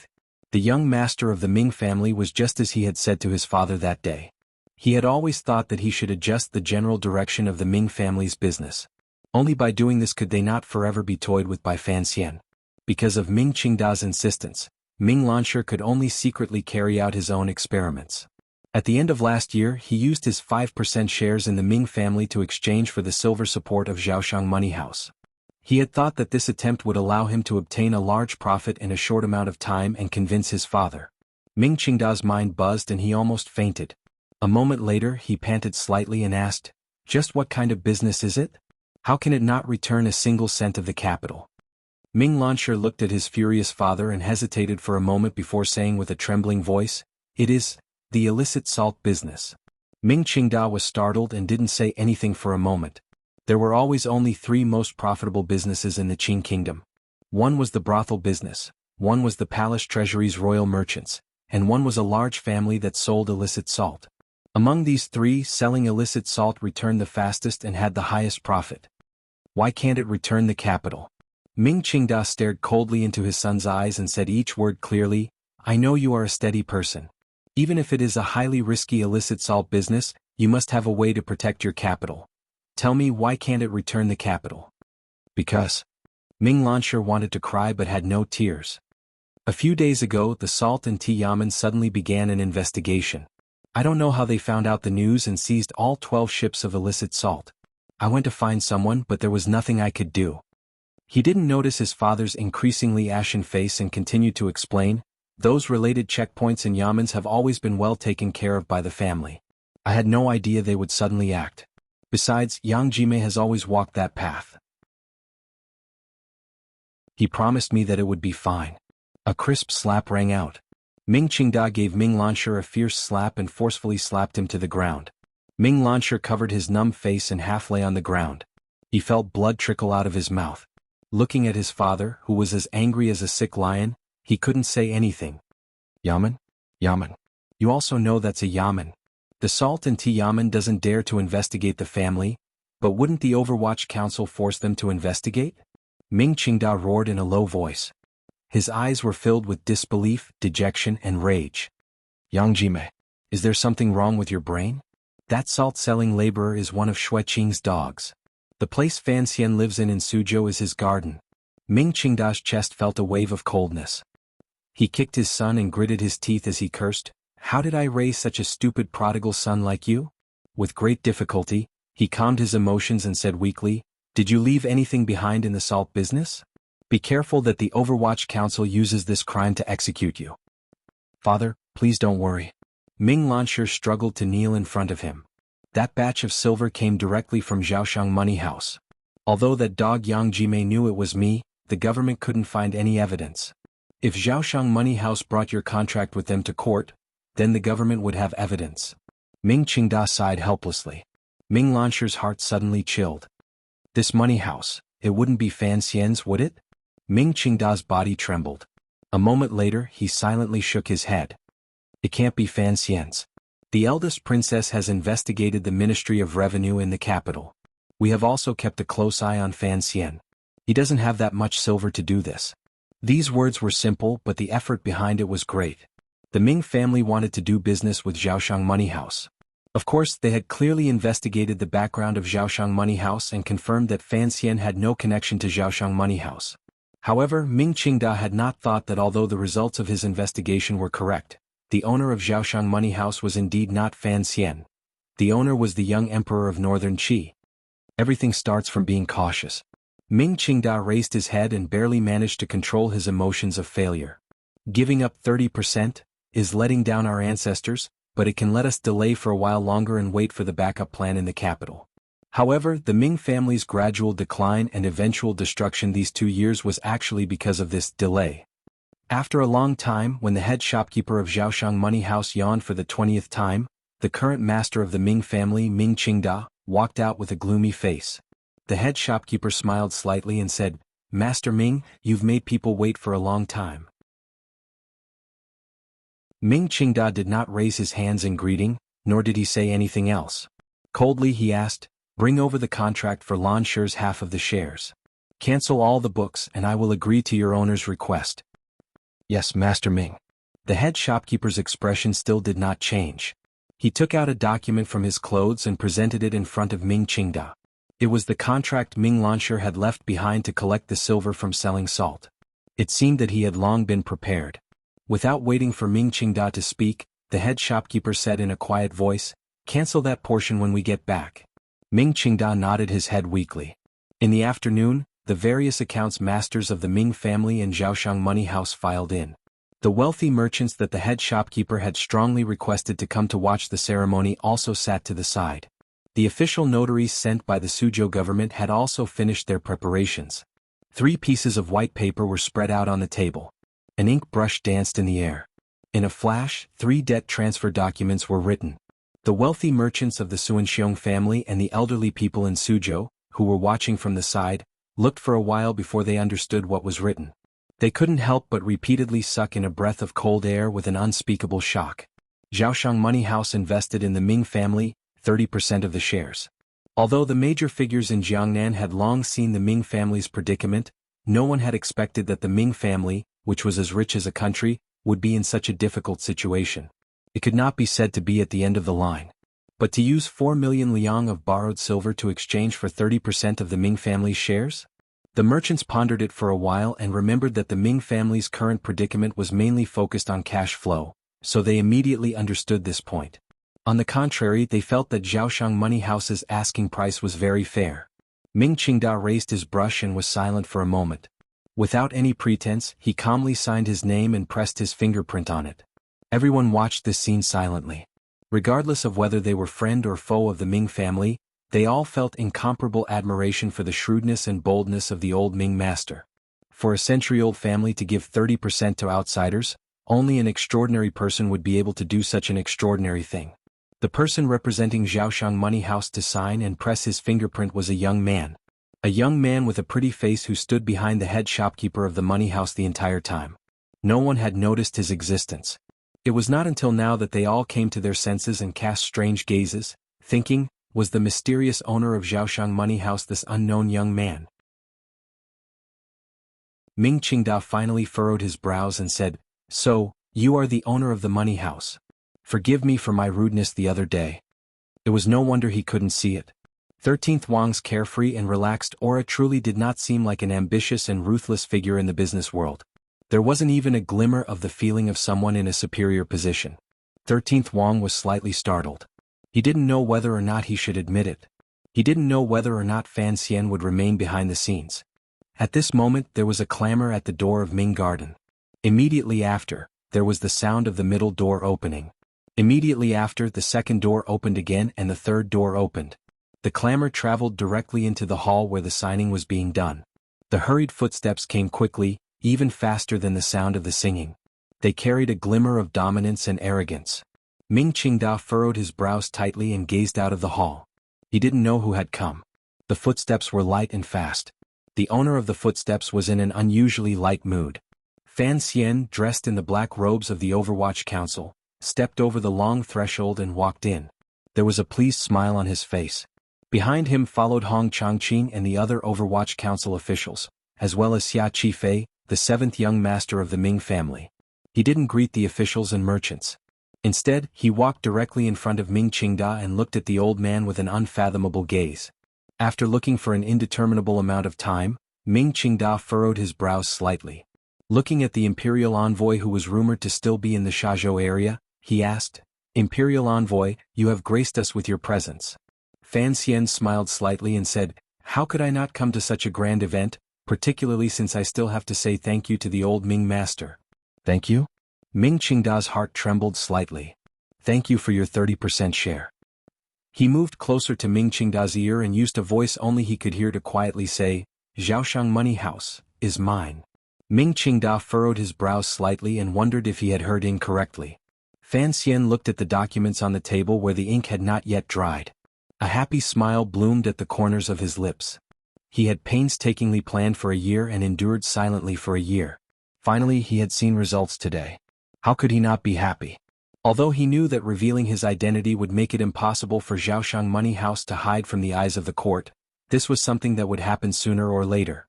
He also needed to use this limelight to let the little northern Qi emperor earn enough and stop. Although under the emperor's gaze, Fan Xian might have to bear a loss of over 1,000,000 liang of silver, he did not care about this. The Ming family that had roamed Jiangnan for 100 years, dominated the court and the Jianghu, and controlled the lives and deaths of countless commoners, had changed owners today. How could Fan Xian miss such a grand show? Spending 1,000,000 liang of silver to buy a theater ticket to be able to see this scene with his own eyes was truly worth it. He looked at Ming Qingda, whose expression changed endlessly. He narrowed his eyes and thought naughtily that if the old Ming master suddenly fainted, then this theater ticket would be even more worth it. It was as if the heavens had heard his thoughts.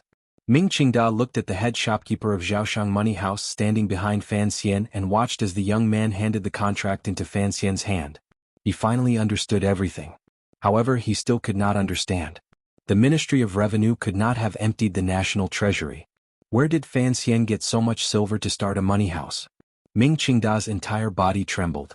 His eyes were slightly red. His throat made a gurgling sound but he could not speak. His blood and qi attacked his heart. His body straightened and then collapsed.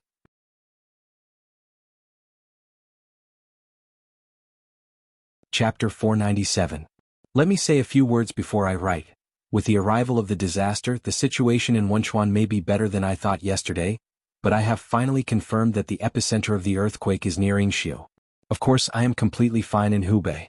I am just very worried over there and my emotions are very unstable. Many people know my feelings for Yingxiu. At the turn of the century I lived there for half a year. Even now, I cannot forget the town and its amiable people. Today at noon I finally received news that the army had broken into Yingxiu. In that instant my feelings were complicated. The rims of a man's eyes immediately became wet. There is a brother called Gao Yuanjing. At this time he should still be in the futong factory. For some reason, he put his hands together and prayed, hoping that everything is safe, hoping that Yingxiu can turn misfortune into fortune, hoping that Wenchuan can bring people another pleasant surprise, hoping that the people suffering in the disaster area will suffer less. Sichuan is safe, the entire country is safe, everyone is safe. A book friend suggested a donation. Please choose your own way to express your love. The Red Cross donation channel is very easy to find, so I won't go into detail. Here I wish the book friends in Sichuan and their families good health. In the near future, if there are willing friends, please go donate your blood and help those who are injured. Thank you. The laughter did not continue for long before it stopped. Fan Xian suddenly realized that he had been too proud and arrogant. It was not a good sign. The unconscious Ming Qingda also woke up. The large robe under the silk and cotton coat moved without any wind. His fists were tightly clenched. His eyes were slightly red as he stared fiercely at Fan Xian's face. The laughter stopped and the unconscious person woke up.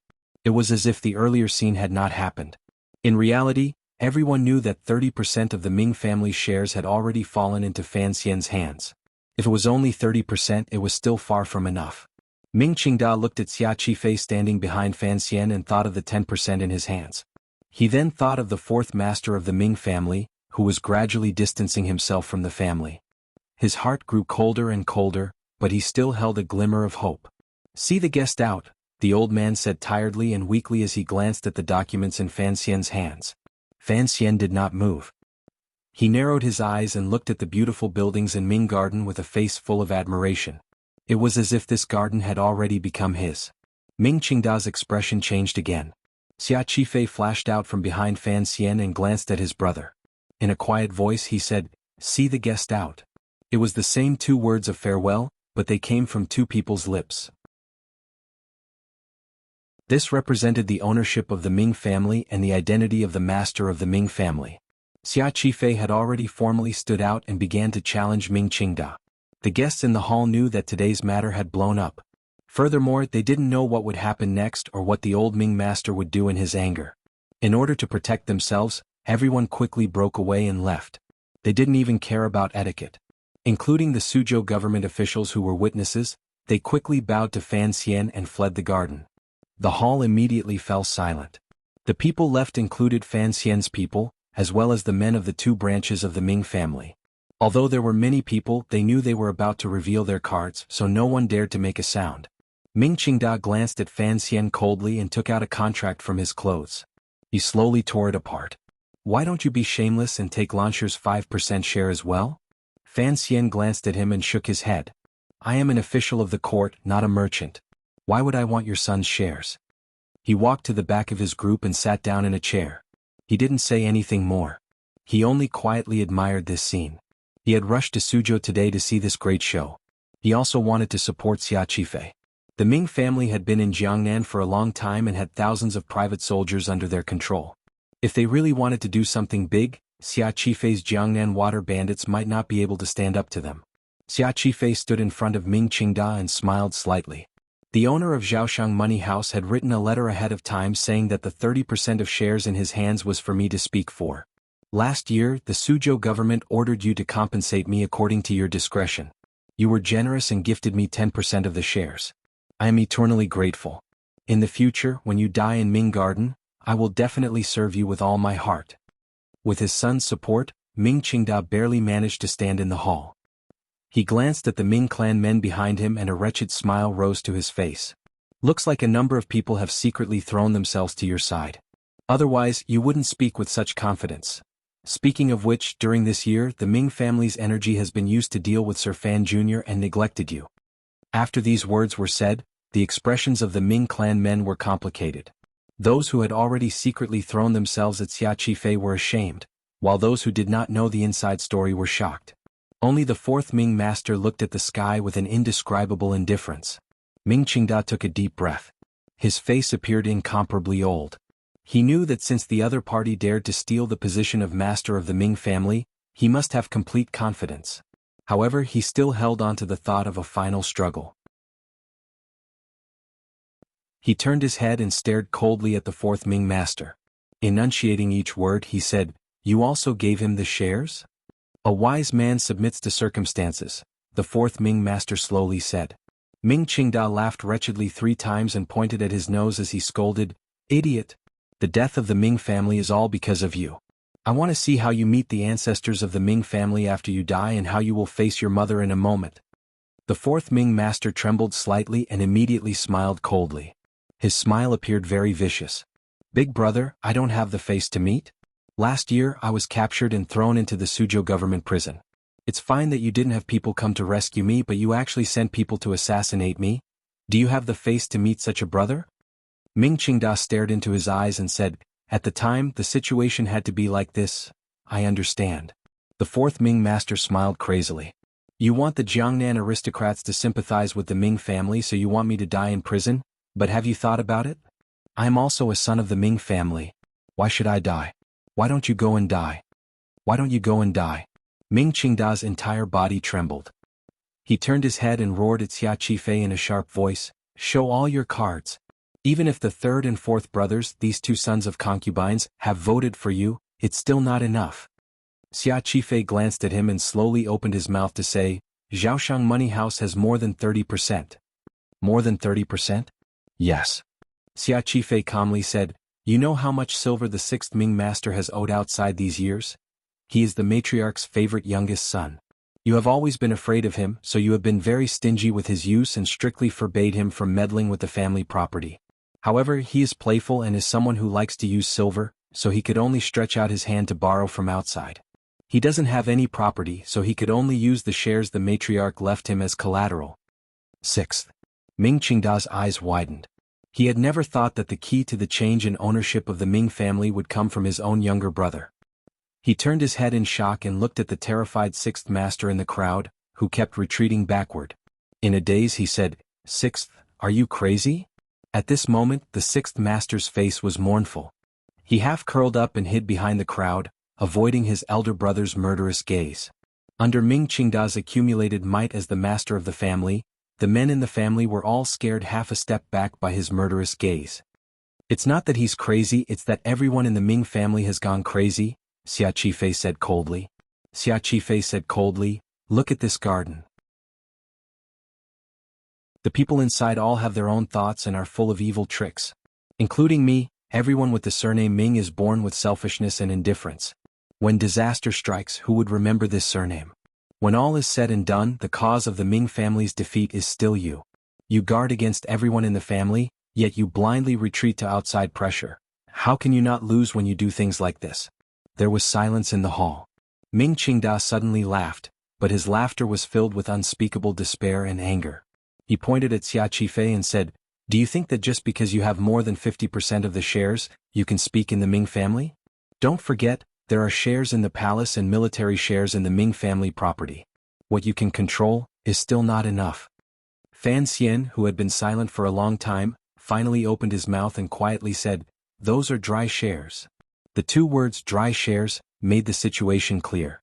Fan Xian looked at Ming Qingda, who was about to sink into a state of madness, and said, "Can shares that are not on the books be openly taken out to fight a lawsuit?" Ming Qingda stared at Fan Xian's hateful and beautiful face and said, "Sir Fan Jr., do you really dare to take the eldest princess and old Qin master's shares?" Fan Xian stood up and tilted his head slightly. He thought for a moment and then smiled warmly. "If I don't dare to take it, then what am I doing here today?" In a quiet and secluded little courtyard in Ming Garden, Ming Qingda sat alone in front of a desk. His face no longer had much luster. It was like a copper lamp that had been boiled dry of oil. He was unspeakably haggard. This afternoon, Xia Qifei had used the shares in his hands to chase him down from his position as the master of the Ming family. At the same time, under the double notarization or surveillance of Jiangnan Road and the Overwatch Council, all of the account books had been sealed. All of the people in the garden had been completely changed. The previous master of the Ming family, Ming Qingda, who had endured silently for a year, could not even send out his orders. Although it had only been half a day, he knew that once he sank into this situation, it was only a matter of time before he was forgotten by the people of the Ming family in Jiangnan. Why does Fan Xian dare to do this? The old man could not understand it no matter how he thought about it. The deep wrinkles on his forehead were the color of dead ash. He muttered to himself, "The eldest princess will help me. Don't you think so?" he asked blankly. A glimmer of fear also appeared on the concubine's face. She had originally been the eldest princess' personal serving girl and had been sent to the Jiangnan Ming family. One reason was to monitor and the other was to be in charge of communication. Last year, when Ming Qingda strangled his own mother, it was through this old Ming matriarch's serving girl that he had obtained the approval of the palace. I don't know, there has been no reply from the palace. Could something have happened? Ming Qingda smiled bitterly. No wonder Fan Xian is so confident. He knew long ago that the palace would not be able to help us. If even the eldest princess is in trouble, then I am just a fat piece of meat in his mouth that he can eat at any time. For him to have come up with so many tricks, it can be said that he thinks highly of me. It's not that he thinks highly of you. Fan Xian led Xia Qifei in as he pushed open the door. Rubbing his slightly cold hands, he sat across from Ming Qingda and said, "From the beginning, you and I both knew that it would be too easy for the court to destroy the Ming family. The problem is, the court does not want to destroy you." Ming Qingda glanced at him. What the emperor wants is an intact Ming family, not a Ming family on the verge of bankruptcy, on its last breaths and finally broken up and dead. Thus, it is indeed not easy to eat you, Fan Xian said. Furthermore, it is best if this matter can be resolved peacefully so as not to cause too many deaths and disrupt the lives of the people in Jiangnan. You know that the Ming family is a giant beast. It is not easy to tame it. He continued, I gave you a chance but you didn't take it. Ming Qingda took 2 heavy breaths and said, What will you do next? You have to know that I still have nearly half of the shares in my hands. From now on, you no longer have the right to speak in the Ming family, Fan Xian said. From today onwards, Xia Qifei will be in charge of the Ming family.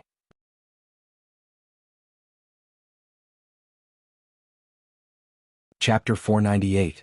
Life has to continue. I will not say much in the book about praying for the people in the disaster area. Thank you everyone. He continued, as the master of the Ming family, naturally, I have to cooperate with the court in handling the case. As for any of the children in the family who have done illegal things, I have to hand them all over. Launcher. Ming Qingda stood up in fear. Correct, Ming Launcher has already been summoned to the Yamen of the Suzhou government to explain the illicit salt matter. Xia Qifei stared into Ming Qingda's eyes. As for the matter of someone pretending to be a pirate, I trust it will be clear before long. Ming Qingda took a few breaths and said, Do you know that if this continues the Ming family will truly be finished? Even if mother and I have once mistreated you, you are, after all, father's youngest son, and your surname is Ming. Are you going to watch as the Ming family is destroyed in your hands? He roared.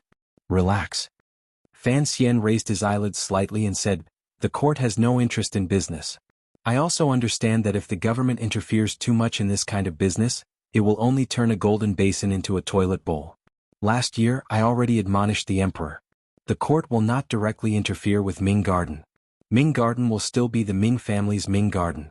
However, this Ming Garden will be much more obedient. He spread out his hands and calmly said, I will have the Palace Treasury Transport Company cooperate fully with the Ming family. In less than a year you will certainly see a prosperous, no, an even more prosperous Ming family. Ming Qingda trembled and sat down weakly. In this incident that had lasted for an entire year, the Qing Kingdom's officials, or more accurately Fan Xian, had successfully gained control of the Ming family. Most importantly, the change of ownership of Ming Garden did not have much of the shadow of the government. Xia Qifei was the 7th son of the Ming family. It was perfectly justifiable for him to enter Ming Garden. Furthermore, all of his methods were business tricks. It would be much easier for the people of Jiangnan to accept. At least, there would not be many scholars and gentry marching through the Suzhou government saying that the Overwatch Council had forcefully seized the people's property. The people's property was still the people's property. However, the owner of this property was now Xia Qifei, a secret official of the Overwatch Council. Fan Xian shook his head and said, During this year both you and I have not been comfortable. Now that there is a conclusion, both you and I can be considered free. Although Milord is a person who likes to humiliate others, I'm sure that you're not here just to show off your achievements. Ming Qingda interrupted his words and stared into his eyes. Presumably you will slowly use these people to prop me up, but you can't tie me up in the garden. I can always go out. That is what I wanted to say. Fan Xian enunciated each word clearly. You cannot leave the garden. Ming Qingda smiled coldly and said, based on what? I am here by imperial edict to investigate the case of the Jiaozhou Navy's rebellion. Master Ming is a witness involved in the case. If you don't want to be accused of fleeing from punishment as soon as you leave the garden, you can leave. The Jiaozhou Navy case had long been finished. Fan Xian was just looking for an excuse. Ming Qingda smiled coldly and said, who are you trying to fool with these words? There's also the attack on Zhaoshang Money House and the assassination of Xia Qifei. Fan Xian smiled slightly and said, in the past the old Ming master's hands stretched too far. There were too many loopholes to grab. Ming Qingda smiled in his anger and looked at Fan Xian with great interest. If you really wanted to investigate these cases, you could have investigated them before. Why did you have to wait until now? Because you were the master of the Ming family in the past. If I investigated you, it would make the entire court think that the Overwatch Council was persecuting merchants and scheming to steal wealth, Fan Xian said with a smile. Now that you don't have this identity, it's much easier. You seem to have missed out on one reason, Ming Qingda replied coldly. Yes. Fan Xian sighed. The eldest princess can't help you now. When I do things, I truly have no inhibitions and live happily. He glanced at the woman behind Ming Qingda. Ming Qingda's brows were furrowed deeply and he said, this is also what I didn't understand earlier. If you were sure that Jingdo couldn't help me, you could directly use these methods to destroy the Ming family. Why go through so many circles? I said before, I want a complete Ming family, Fan Xian said. In the past, if I had used these thunderous methods, you, as the master of the Ming family, could have moved the entire Ming family against the court. You could even have thrown Jiangnan into chaos, but now you don't have this identity. The words you say also don't have this kind of power. Identity doesn't seem important, Fan Xian said seriously. In reality, it is the most important thing. He smiled slightly and said, I have to admit, your identity as a merchant is far inferior to mine. No matter what, you cannot resist the anger of the court. However, you used all your methods, silently endured your grievances and forcefully delayed me for a year. It is truly admirable. Ming Qingda smiled slightly and said, at least I am still the master of the Ming family. You won't let me out of the garden. Presumably, you are worried about me staying in the garden like this. How are you going to deal with me? Presumably, given your methods, you won't kill me in the heart of the storm and become the subject of gossip. You're wrong again, Fan Xian said seriously. I admire you, but your identity is not as good as mine. Even if you die now, you won't be able to raise much of a storm. Of course, he said warmly. He advised warmly, a bad life is better than a good death. I advise you to stay in Ming Garden for a few more days to recover. As he spoke, Xia Qifei's face carried a complicated expression. He took out a piece of white cloth from his clothes and gently placed it on the desk in front of Ming Qingda. Once the white cloth appeared, Ming Qingda's expression did not change, but the concubine behind him was so scared that her teeth chattered loudly. I'll leave the white cloth here. When you have the courage to use death to oppose me, please take it and use it yourself. Fan Xian gazed at Ming Qingda and said, but I know you don't have the courage to commit suicide, so you will continue to live according to my wishes until I no longer need you to live. A person who strangled his own mother must understand the fear of death very well. He must be very afraid of going to the underworld to see that old woman after death. It's best if you don't die because it will be very difficult for Ming Lansher to come out of prison. If you die, the shares in your hands will be transferred to that baby who is not even 2 years old. Fan Xian furrowed his brows and said, you know, for a child to have so much money, it is not a good thing. After saying this, he turned and left the study. Behind him, Xia Qifei carefully closed the study door without leaving a crack. The study once again sank into darkness. Ming Qingda stared at the white cloth on the desk and was silent and speechless. After a long time, he slowly said, what a vicious wolf cub. The Ming Garden's defenses had already been emptied and replaced by the Overwatch Council. This beautiful garden sank into a quiet and uneasy atmosphere. Strangers could be seen everywhere. Now that Xia Qifei was in charge and he had Ming Garden make changes, not many people in the clan dared to oppose his orders. Ming Garden's private soldiers have already been disarmed by the provincial soldiers Sir Xueqing sent. After Xia Qifei received the news, he immediately went to Fan Xian's ear and said, Ming Qingda's power has already been emptied. Are there any problems? Over 40 people died. Remember Sir Shui's favor. Fan Xian lowered his head and was silent for a moment. Shortly after, he raised his face and smiled. The Ming family is finally yours. How does it feel to have revenge? Xia Qifei lowered his head and respectfully said, the Ming family is yours. Fan Xian shook his head in disapproval. Xia Qifei quickly explained, what I mean is the Ming family is the court's. Fan Xian turned his head and glared at him. The Ming family is yours, so it is yours. When did it become the court's or mine? Do you think everything I said to Ming Qingda in the study was a lie? Don't worry, the court has no interest in the Ming family. What they want is for the Ming family to be obedient. Xia Qifei was stifled and didn't know what to say. The court had spent so much money to bring the Ming family under complete control. Was it going to be so easily handed over to him to manage? Fan Xian sighed and explained, when standing in a different position, the things one thinks about are also different. Who is the emperor? The emperor is the ruler of the world. The people of the Qing kingdom are all his people. Since it is so, what his people have is the same as what he has. As long as this person manages this matter well, and can bring benefits to the people and the court, it is fine. If the court truly took the Ming family into their hands, what would the merchants in Lingnan and Xuanzhou think? Given the pedantic faces of the court officials, who would have the ability to manage such a large family business well? So don't worry. Xia Qifei tasted bitterness in his mouth. He suddenly thought, the emperor is the master of the world, so he doesn't care about the people's business. But what about Sir Fan Jr.? Why is he willing to not benefit from the Ming family? Fan Xian's words interrupted his thoughts.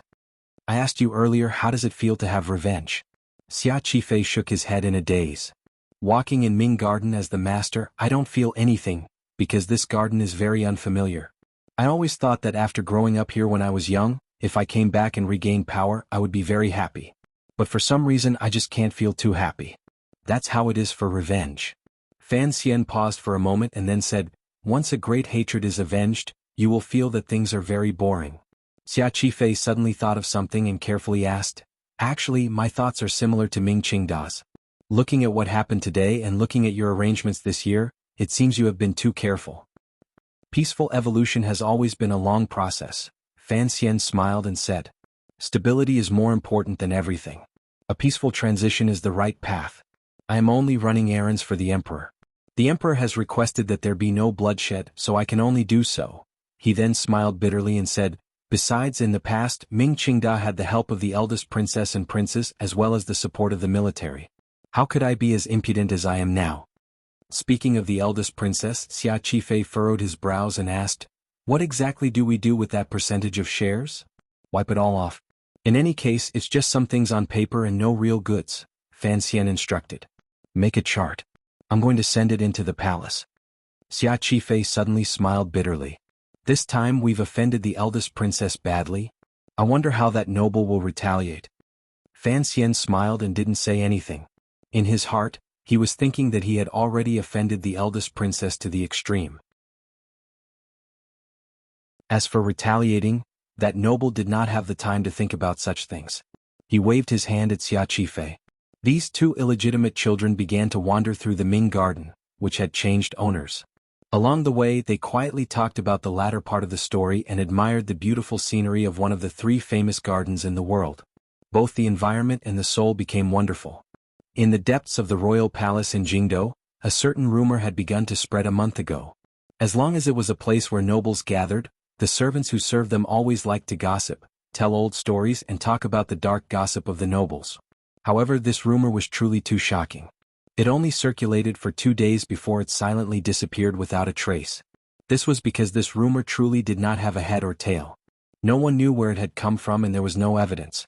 Furthermore, although the eunuchs and serving girls had cheap mouths, it did not mean they were brainless. They knew that if it continued to spread and reached the ears of the nobles, then their little lives would certainly be gone. Rumors and gossip were a necessary ingredient in the life of the royal palace. Most of them would disappear into people's memories. No matter how sensational a topic was, without a follow-up explosion, it could not maintain its freshness for too long. The number 1 topic of the year in the royal palace also naturally disappeared like this. However, some people did not forget, particularly the most suspicious and sensitive people. On a certain night they were still discussing this topic. Eunuch Yao quietly said, "The little bastards' mouths are all very cheap. I know what to do. You're tuning in to the Han Lee's Wuxia Chronicles YouTube channel. We're so grateful for your support, and don't forget to subscribe to join us on this incredible journey through captivating stories. Your generosity through donations truly makes a world of difference, as it's the primary source of revenue that allows me to expand and enhance this channel for you. Thank you from the bottom of my heart for being a part of this adventure.